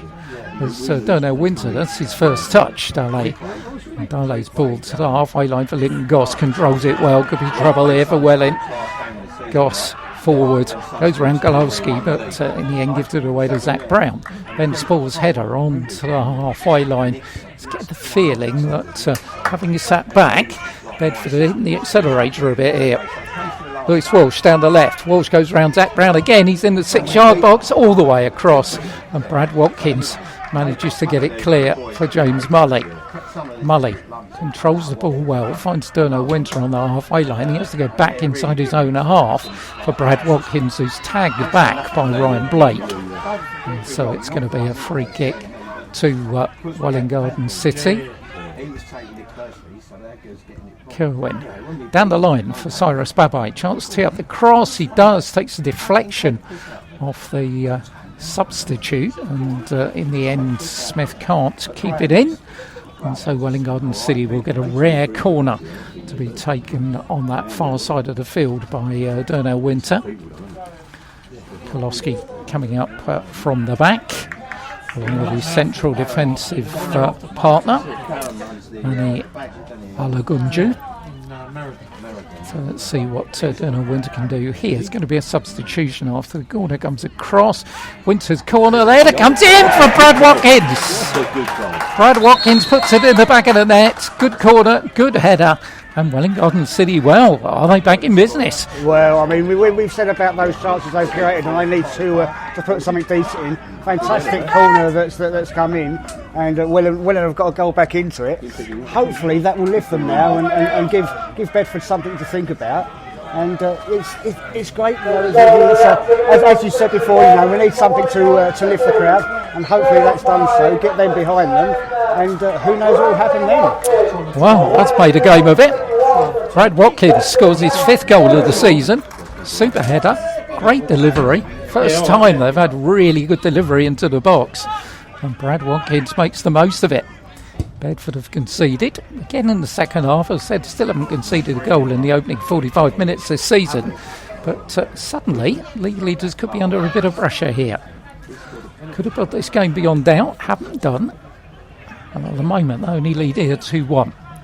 Welwyn Garden City were going to make a change before all that happened, but I think Mark Weatherston has thought better of it at the moment. Kerwin's throw, looking for Bailey Stevenson. Here's Darnell Winter. Winter turns well away from 2 on that far side of the field, though. It was good recovery by Dahl, the substitute. Puts the ball off of Welwyn Garden City's joint top scorer now, Darnell Winter. Both him and Brad Watkins have got 5 goals apiece so far. I think he's had a good game, Brad Watkins, in that role where he's playing the number 10 role. Yeah, he's performed well, and he's been a shining light for them today, and taking the ball by the horns, as they say. Well, far side of the field, Bedford have got themselves a throw in. They're taking their time about it a little bit now, as befitting perhaps a team with just a 1-goal advantage. Here is Watkins, helps it on towards the halfway line, Dahl's in the way. Here's Ryan Blake, just cannons it off for Kerwin. And out for a throw in to Bedford. They're about to make another change by the look of it. As the board goes up, they shine it in this direction. That's better. It's going to be the number 12, Dominic Morgan Griffiths, who's going to come on. And it's going to be Jesse Okumwindi who is going to go off. So Morgan Griffiths, who used to play for Tooting and Mitcham, of course, and play a couple of games against Ware for Tooting and Mitcham a couple of seasons ago. And now he's a Bedford player, the diminutive number 12. First touch, 2 substitutes, throw from Dahl, back to him by Morgan Griffiths. On the edge of the area, it's cleared by Kerwin as Ben's ball goes through rather enthusiastically and gets himself a yellow card. So Ben School becomes the 3rd Bedford player to be booked, joining Manny Alagunju in the book for Welwyn Garden City. So Donovan Green will take the free kick. It's 90 minutes live in association with Easy Shelf Direct. We will be at Watson Park this time next week, watching Ware against Kempston Rovers in Southern League Division 1 Central. But the focus here is very much on Welwyn Garden City and whether they can get something out of this, as they trail by 2-1 against the league leaders Bedford Town. Brad Watkins will leave it to Ryan Kerwin. Kerwin down the line looking for Darnell Winter. Seems to have an extra step in his stride, having provided that corner from which Brad Watkins halved the deficit. It's going to be a throw-in far side of the field. Ryan Kerwin, the number 3, will take it. James Mully, the skipper. Mully down the line, but Dahl will, well, he's got to play it. Kerwin plays it off him, but in the end it goes out for a Bedford throw-in. The change about to be made. Welwyn Garden City are going to make that change now. It's going to be Bailey Stevenson who is going to come off, and it's going to be Henry Jones who is going to come on. Attacking player for attacking player. Stevenson's not quite at the best of games, not managed to get in it too much, and Henry Jones will come out and play on that right hand side. Henry Jones is out as Darnell Winter gives the ball away to Watkins. It ricochets to Linton Goss. It's not the first time that's happened this afternoon. In the end, he puts the ball off of Winter on that far side, and will give a throw in to Bedford. So Henry Jones has gone wide right hand side. Darnell Winter through the middle. Cyrus Babai on the left hand side as Linton Goss goes down, and referee doesn't want to do any more about it. There's going to be a free kick to Bedford Town. Got 19 minutes left here. Welwyn Garden City 1, Bedford Town 2. And you've got to say, having been 2-0 down against the league leaders, a draw here, a bit of moral victory for Welwyn, so they can get a second. Bedford, though, themselves hoping to get another one and put the game beyond the citizens. Adam Watkins' free kick lands onto the head of Cyrus Babai, and Zach Brown will volley it clear towards Henry Jones. Can't get his first touch. Shot in from Lewis Green, bounced off of James Kolowski. Not sure whether that would have been going goalward, but it certainly had some base about it. Linton Goss goes down under challenge from Brad Watkins, and in the end the ball is put out on that far side for a throw-in to Welwyn Garden City. Linton Goss, who had some treatment in the first half, has stayed down again here, and maybe needing some in the second half. The referee has stopped his watch, and Jazzy Dolby, the therapist, is not going to be required. Linton Goss gets up rather gingerly. He started it all off, of course, with that opening goal after 24 minutes, which had the Bedford fans in front of me a bit confused. But we did get back to it in the end. It was his second goal of the season, on by Henry Jones. Here goes Turnell Winter. That's a good tackle coming in. Green's under pressure here from Cyrus Babai, who does well to make sure that the central defender can't clear it. The ball goes out of play for a throw-in taken by Manny Dahl. Onto the head of James Mully, forward by Watkins. Here's Henry Jones, forward by Pollock, but Winter can't control it, and Mark Smith will come out and get it from inside his 18-yard box. Low kick, Zach Brown's missed it, and here goes Lewis Walsh. Kolowski's sliding challenge, though, puts the ball out of play and gives the visitors a throw-in. Dominic Morgan-Griffiths is there. But, in fact, it is going to be the diminutive number 12 who's going to take it. Puts it back to Ben Walster. Walster back inside his own half. Lewis Green, long ball forward, looking for Ben Spall. Couldn't get hold of it, and Brad Watkins will pick it up with Adam Watkins. Yeah, that's one of the more difficult duels of the afternoon. Watkins' ball is a good one. Here's Henry Jones, right hand side of the box. Henry Jones fires in the shot, bounces off of Lewis Green and goes out for a throw-in. It's going to be Zach Brown who will take the throw-in for Welwyn Garden City. Kolowski midway inside the Bedford half. Once again finds Brown. Brian finds Henry Jones. Jones back for Brown. Chance to get it across the box. He does. It's behind Babai, but Cyrus in the end is beaten to it by Dahl. Dahl coming away. Cyrus gets the foot in and manages to deflect it off the defender for a throw-in for Welwyn Garden City, but Ryan Blake has got the ball for Bedford. Long ball forwards, and it's going to end up all the way back for Donovan Green. Green's clearance all the way along the ground. Luckily it found his skipper James Mully. Mully's given it away to Ben Spall. Far side of the field, Ryan Blake chips it forward. Morgan Griffiths was furthest forward. Pollock can't control it, but Brad Watkins has it, tries to thread it through for Henry Jones, but Lewis Green is in the way again. Tall, rangy number 3 comes forward for Lewis Walsh. Walsh tackled by Brown, but still manages to get up. Still got the ball. Louis Walsh still going. It is Louis Walsh still going inside for Linton Goss. Good save by the young goalkeeper Green. Ball's put in the back of the net, but the referee, well, he is going to give it, or is he going to give a foul against the goalkeeper? Not quite sure here.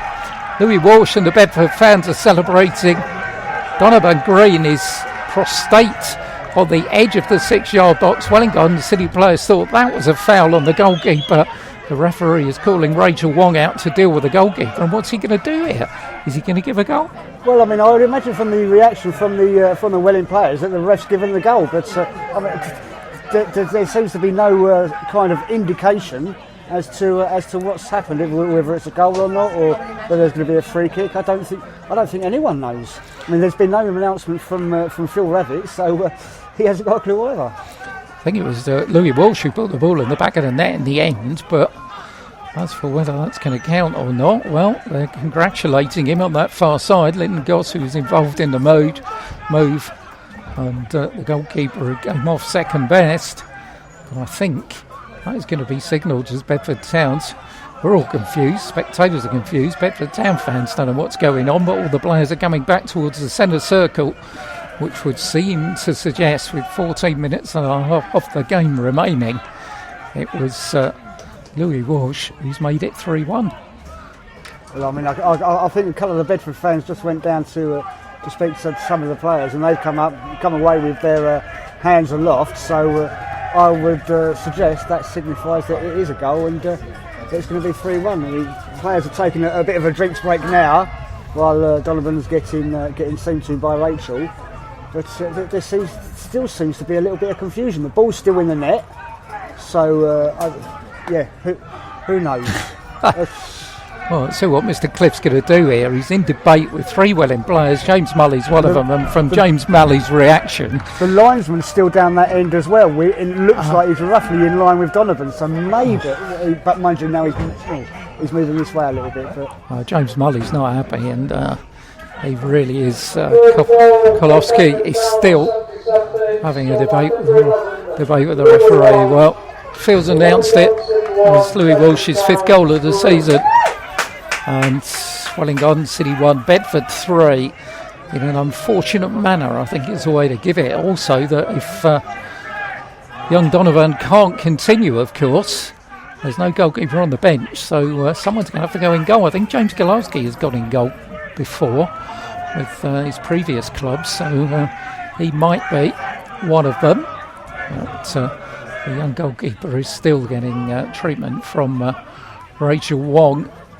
And as Welwyn Garden City had gone back into the game, a controversial goal that's got to be said has put Bedford, you would think, beyond doubt, into a 3-1 lead. And I guess that's a case of, when you're top of the table, things go for you. When you're looking in the opposite direction, as Welwyn Garden City are, then things go against you. Yeah, I mean, it does seem that like that sometimes, doesn't it? And it feels like everything's going against you when you're in the position that they are. But it's obviously there's been a lot of protests. Donovan's just been protesting to the referee there. James Mulley was as well, and even when Phil Ravitz announced the goal over the stadium PA, he didn't sound too impressed about it either. Well, the good news is Donovan's okay, and he's able to continue in the Welwyn Garden City goal. What's happening here? We've got a whole load by the touchline on that far side. And I think Bedford are going to make a substitution. The substitute stripped off, which he shouldn't be until he comes on the pitch. And the referee's got confused again, I think. I think the substitution is possibly about to be made now, or is it? Well, the substitute should not be standing there with a shirt on, referee. And the referee again has... that's clearly wrong, isn't it? You should not have a player stripped off in his shirt, standing there on the sideline. But referee's not interested. Headed forward for Darnell Winter. Robbed of the ball. Ben Spall shoves it forward to Linton Goss. Goss is brought down by James Kolowski.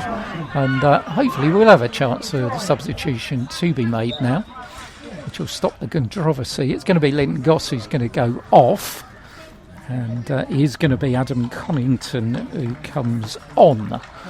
So Linton Goss, who's done his part, be a bit battered and bruised tonight, but has set Bedford on for what you think is going to end up being their 6th league win of the season. Connington, who's 35, been there, seen it, done it, got the t-shirt. Good player to have in your squad. Was at Woking, Ebbsfleet, Dagenham, Redbridge, Hitching. So, he's the one man on the pitch that is the same height as James Kolowski. In fact, he might be just a little bit taller, I'm not sure. But ball on this near side, threaded out looking for Louis Walsh, but only meets the head of Zach Brown. And he puts it back to his goalkeeper, Donovan Green. Half-time with our other 2 clubs, by the way, both 0-0s. Leighton 0, Ware 0, Kings Langley 0, Hertford 0. I'll tell you what's been going on there when we got full time here. Long kick forward. Don't know when to go. Nice flick off the head. Looking for Henry Jones, but Smith's out quite comfortably on the edge of his 6-yard box to collect the ball. No change really. A little change in formula. Morgan Griffiths has gone wide on the right now as Connington's going through the middle for Bedford. Here's Adam Watkins, the dangerous Louis Walsh. Watkins again on this near side. Watkins controls the ball well away from Zach Brown. He's not getting much help. Walsh now brings in Walster, still inside the Welwyn Garden City half. Walster avoids Henry Jones, plays it out to Watkins again onto the right boot. Across the box, looking for Connington. Headed away, but only as far as Morgan Griffiths, who plays the ball back to Ryan Blake. He's almost playing right wing back now, is Ryan Blake. As Morgan Griffiths puts it across the box, the volley comes in from Adam Watkins, who didn't get it at all with the left foot, and just bounces harmlessly behind. 8 minutes to go. Welwyn Garden City 1, Bedford Town 3 here. And Welwyn Garden City had got themselves back in that game with that header from Brad Watkins. And then a controversial goal which looked as if the goalkeeper was fouled in the build-up by Louis Walsh. Ryan Blake's not happy with the referee now as he's gone over the top on Cyrus Babai. And it's going to be a free kick to Welwyn Garden City. No sign of any further changes from Mark Weatherston. Kick's going to be taken by Darnell Winter for over on that far side. They're going to wait for Watkins to get in the box, or I'd suggest they do. Decent kick coming in. Adam Watkins volleys it to Morgan Griffiths, who puts it forward for Louis Walsh. Louis Walsh under challenge from Zach Brown, who just shoves him off the ball and then manages to get a foot in. Got to say, we're from a biased perspective, but I've got absolutely no idea why that wasn't a foul. No, absolutely. I mean, obviously, like you say, we do see some things from this side of the fence, but I mean, even a neutral or a Bedford Town fan could see that should have been a free kick. Yeah, Zach Brown just absolutely shoved Louis Walsh. But here's Connington off top of his head, looking for Morgan Griffiths. Well, and get themselves into a bit of a mix here, but in the end, Brown's header is a fairly secure one to Donovan Green. So Green will take his time. It's Welwyn Garden City's time. Got a 2-goal deficit to make up. Henry Jones heads the ball up in the air, looking for Darnell Winter, who beats Green to it. I think the last touch came off the defender. Did it? No, it didn't, because the linesman signals the fact it is going to be a goal kick to Bedford Town, who look like marching on. Interesting to know what those other three teams have done in further up and down the pyramid. Kidsgrove, Rains, Park Vale and the Mikolova. They all had 100% records this morning, along with Bedford Town. Bedford look like maintaining theirs, which is certainly a pretty good achievement for their manager Lee Bircham, who's put their squad together. They have got a big budget, but you've still got to put a team together, and he's really done that. Watkins down the line for Louis Walsh. Walsh with Zach Brown there, and Zach Brown wins out this time and also is fouled in the process. So I will leave it to Adam Pollard, puts it back to his goalkeeper. Well, his goalkeeper expected it. Long ball forward, looking for Darnell Winter. Lewis Green's up, on by Ben Spall. And started out as a right back, did Manny Dahl, but going down the left-hand side now. Dahl on his head. Here is Manny Dahl, the number 16. Connington's in the box. Dahl gets the shout, and in the end, long ball out for Ryan Blake. Blake inside for Dominic Morgan Griffiths on the edge of the area. And good reading of the game by James Mully, who picks the pocket of Louis Walsh. Watkins goes down under challenge from Watkins, and Watkins gets himself a yellow card. So I was kind of hoping that Watkins clash wouldn't occur this afternoon, but there you go, kind of everything. It doesn't always go the way you want it to, does it, Pete? Yeah, that's one of them challenging ones for you. Dealt with it very well. It's I mean, obviously we got Donovan was looking fine after that earlier challenge. He's going to take this free kick, and I'm not sure. This looks like there's a little bit of movement on the Welwyn Garden City bench. Yeah, I think it'll be Ethan Kessel who's about to come on for the last 5 minutes or so. Long kick, far side. Up goes Cyrus Babai, who's not had the greatest of homecoming. Cyrus, he's worked hard. but not really been able to get into the game. And certainly Green and Bush, pretty solid central defensive bearing as far as Bedford are concerned, and even in the absence of Alex Collard, who probably would have fitted in somewhere in that back four, they have looked fairly solid proposition. As befitting, this could be their 6th clean sheet in 12 games. Is Morgan Griffiths, headed by Zach Brown, and is Adam Pollock. Pollock's held back by Louis Walsh, and the scrappy stuff started again. Had a little bit of flowing play in the middle of this half, but started to get scrappy again. Green for Kolosky. Kolosky behind the challenged by Gollington. He then pulls his shirts. James goes down, holding his middle, and it's going to be a free kick. Well, the referee's let Ethan Kessel strip off and stand on the sideline now, so at least he does it the same for both teams. But Kessel, at the moment, showing no signs of coming on. James Kolosky is back up and okay. So Donovan Green with the kick. Long one far side. Cyrus Babak can't keep it in.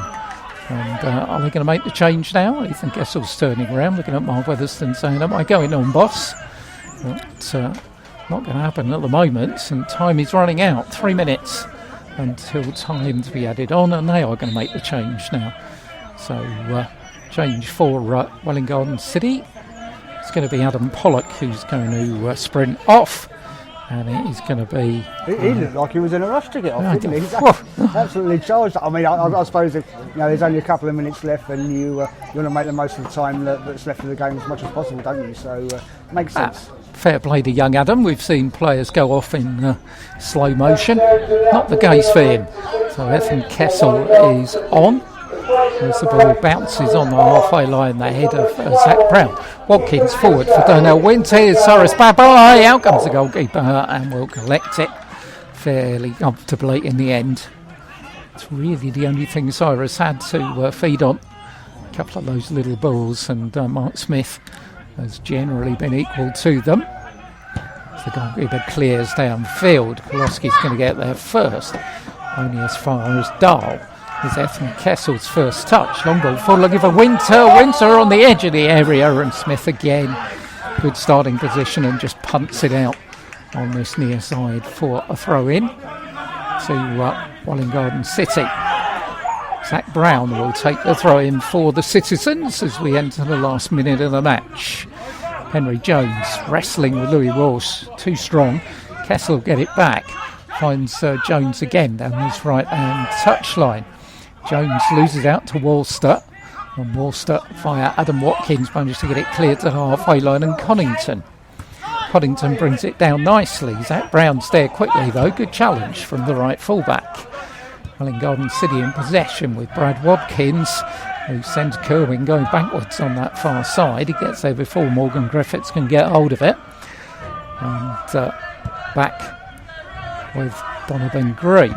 Onto the head of Ryan Blake. Kerwin further forward again by Shane Bush. Connington in a chase on that far side. Connington's won it. He's on the edge of the area. Connington fires in the shot, takes a deflection, and goes straight back into the arms of Green, the goalkeeper. Into time added on for stoppages here at the Bexhurst. Welwyn Garden City trailing 3-1 as Ben Walster puts the ball out of play on this near side. Henry Jones will leave it for the right fullback Zach Brown. Zach looking for some movement. He's getting precious little from his teammates. Ethan Kessel then takes the ball down his chest, turns well away from Watkins, but is outnumbered. Green's long ball looking for the big figure of Connington again, but Welwyn Garden City have got 2 defenders back who managed to sort that one out. Ball finds James Kolosky coming towards the halfway line, the big central defender. Right footed long ball looking for Cyrus Babai, far side, midway inside the Bedford down the half. Cyrus having a run against Ryan Blake, and Morgan Griffiths is out there as well, and between the two of them they managed to get another long clearance towards Connington. Could be a problem here for Welwyn Garden City. Collington goes down under challenge from Koloski. Game becoming very stretched now as James Mully comes in the opposite direction. Here's Zach Brown for Welwyn Garden City.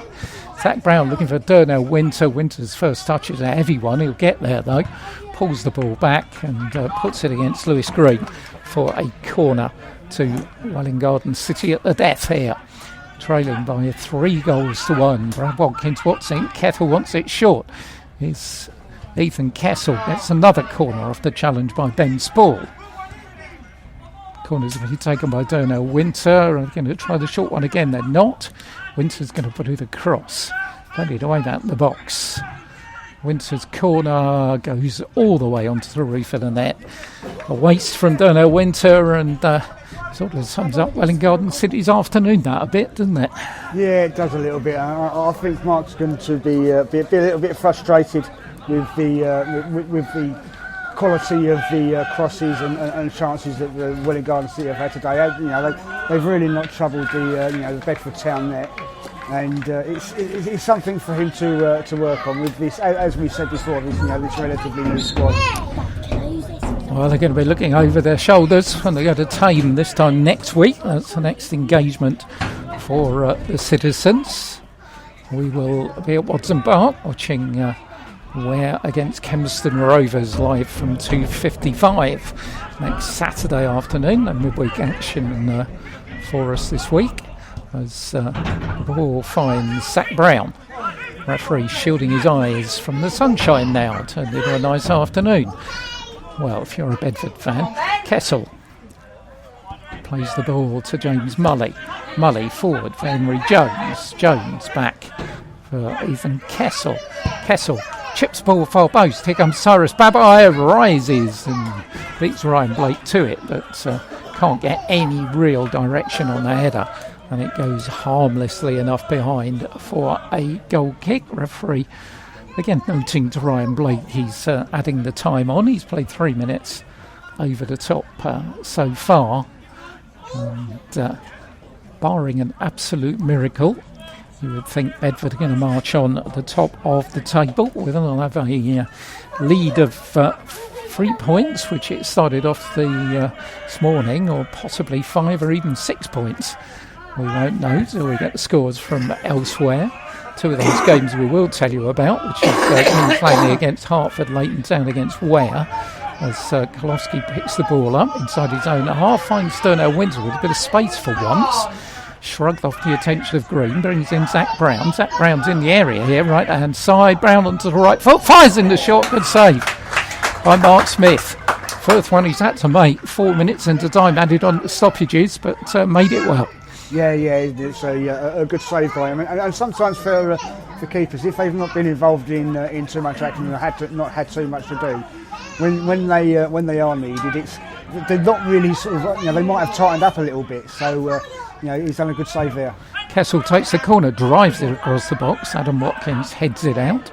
Morgan Griffiths will thump the clearance off of Zach Brown, and Ryan on the far side. Ryan Blake, not a position he normally finds himself in, you wouldn't have thought, but doesn't get the ball clear. Well, they've got it back. Cyrus Babai over hits the cross, and it goes behind for a goal kick. Referee's looking at his watch. I'm looking at mine because we've had 5 minutes over the top so far from our referee, Mr. Cliff.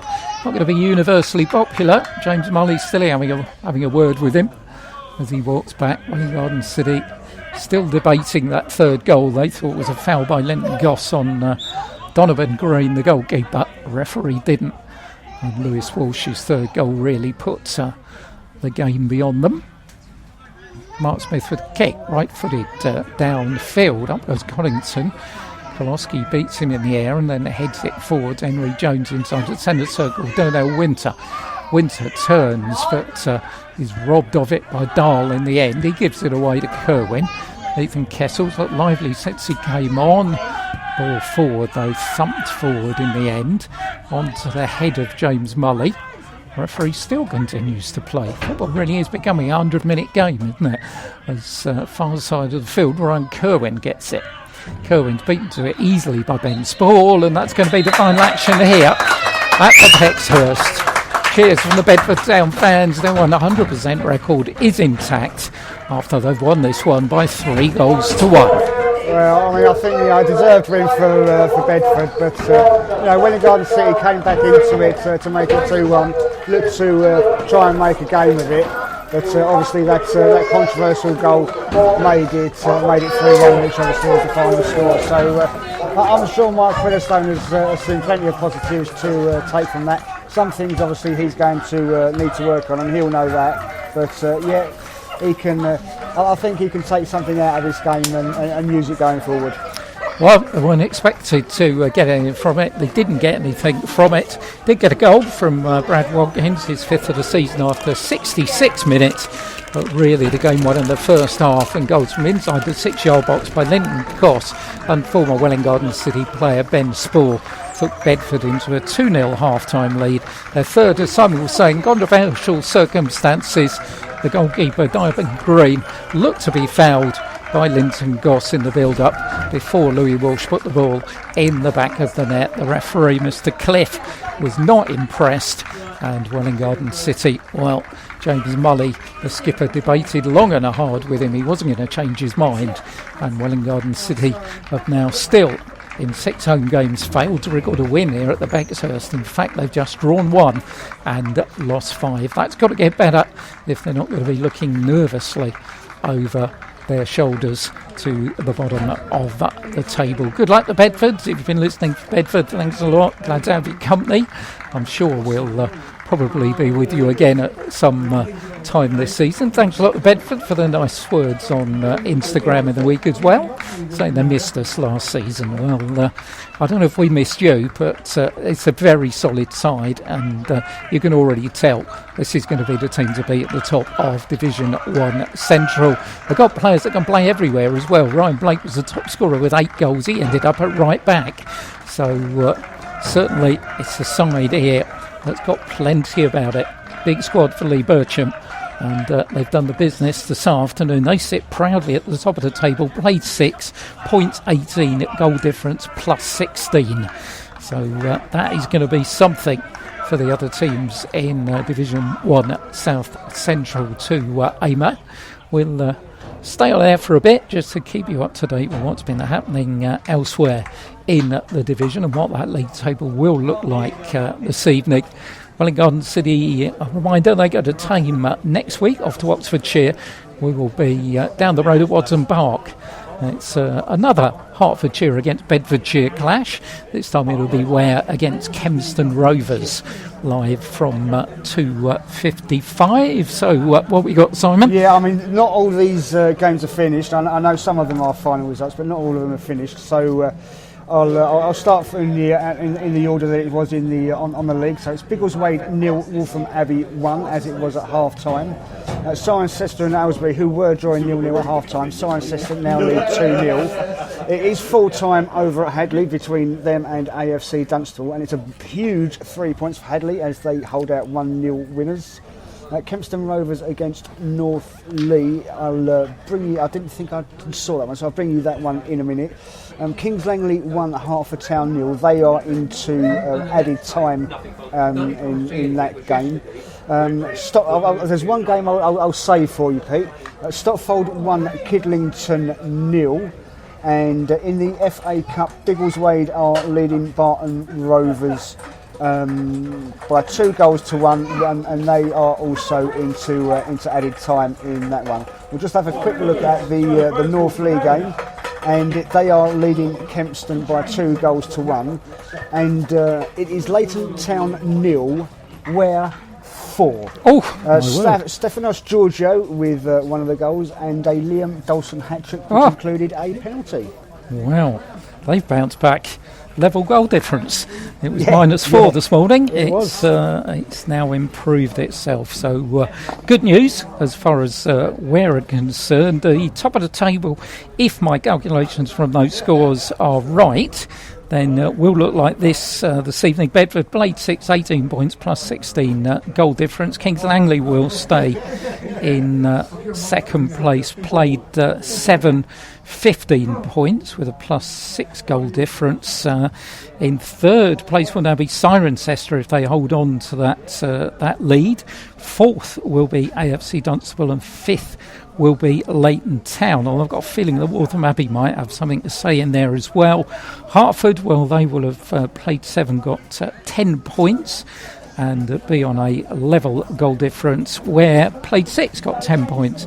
Level goal difference, Welwyn Garden City will have played 7, 4 points and -9. Bottom of the table, Hadley are off the bottom. I make it because they will be in 18th place, and Kempston Rovers will be the team in the bottom of the table this evening. So we'll be seeing them this time next week at Ware, and that's... Well, it's all things good down the road at Watson Park. Here there have been some encouraging signs. Disappointment for Hertford. Can't win them all. But then again, more goals in all the games. Yeah, absolutely. I mean, more than it was at half time. But I mean, it's positive, as you say, for Ware. I mean, I said before, I think Mark Weatherston will be reasonably happy with some of the situations in today's game. Just need to work on that on that final ball, as we said before. Chances for them were limited, and when the thing is, you need to create chances. Especially against teams like Bedford, to even get the opportunity to put the ball in the net. So I think work for him to do. He'll know that, and I'm sure it won't become as any surprise to people that know. It's they've got those few new players, and it's going to take time for them to settle in. Well, let's hope they do just that. Good luck to Bedford for the rest of the season. Not that I need it.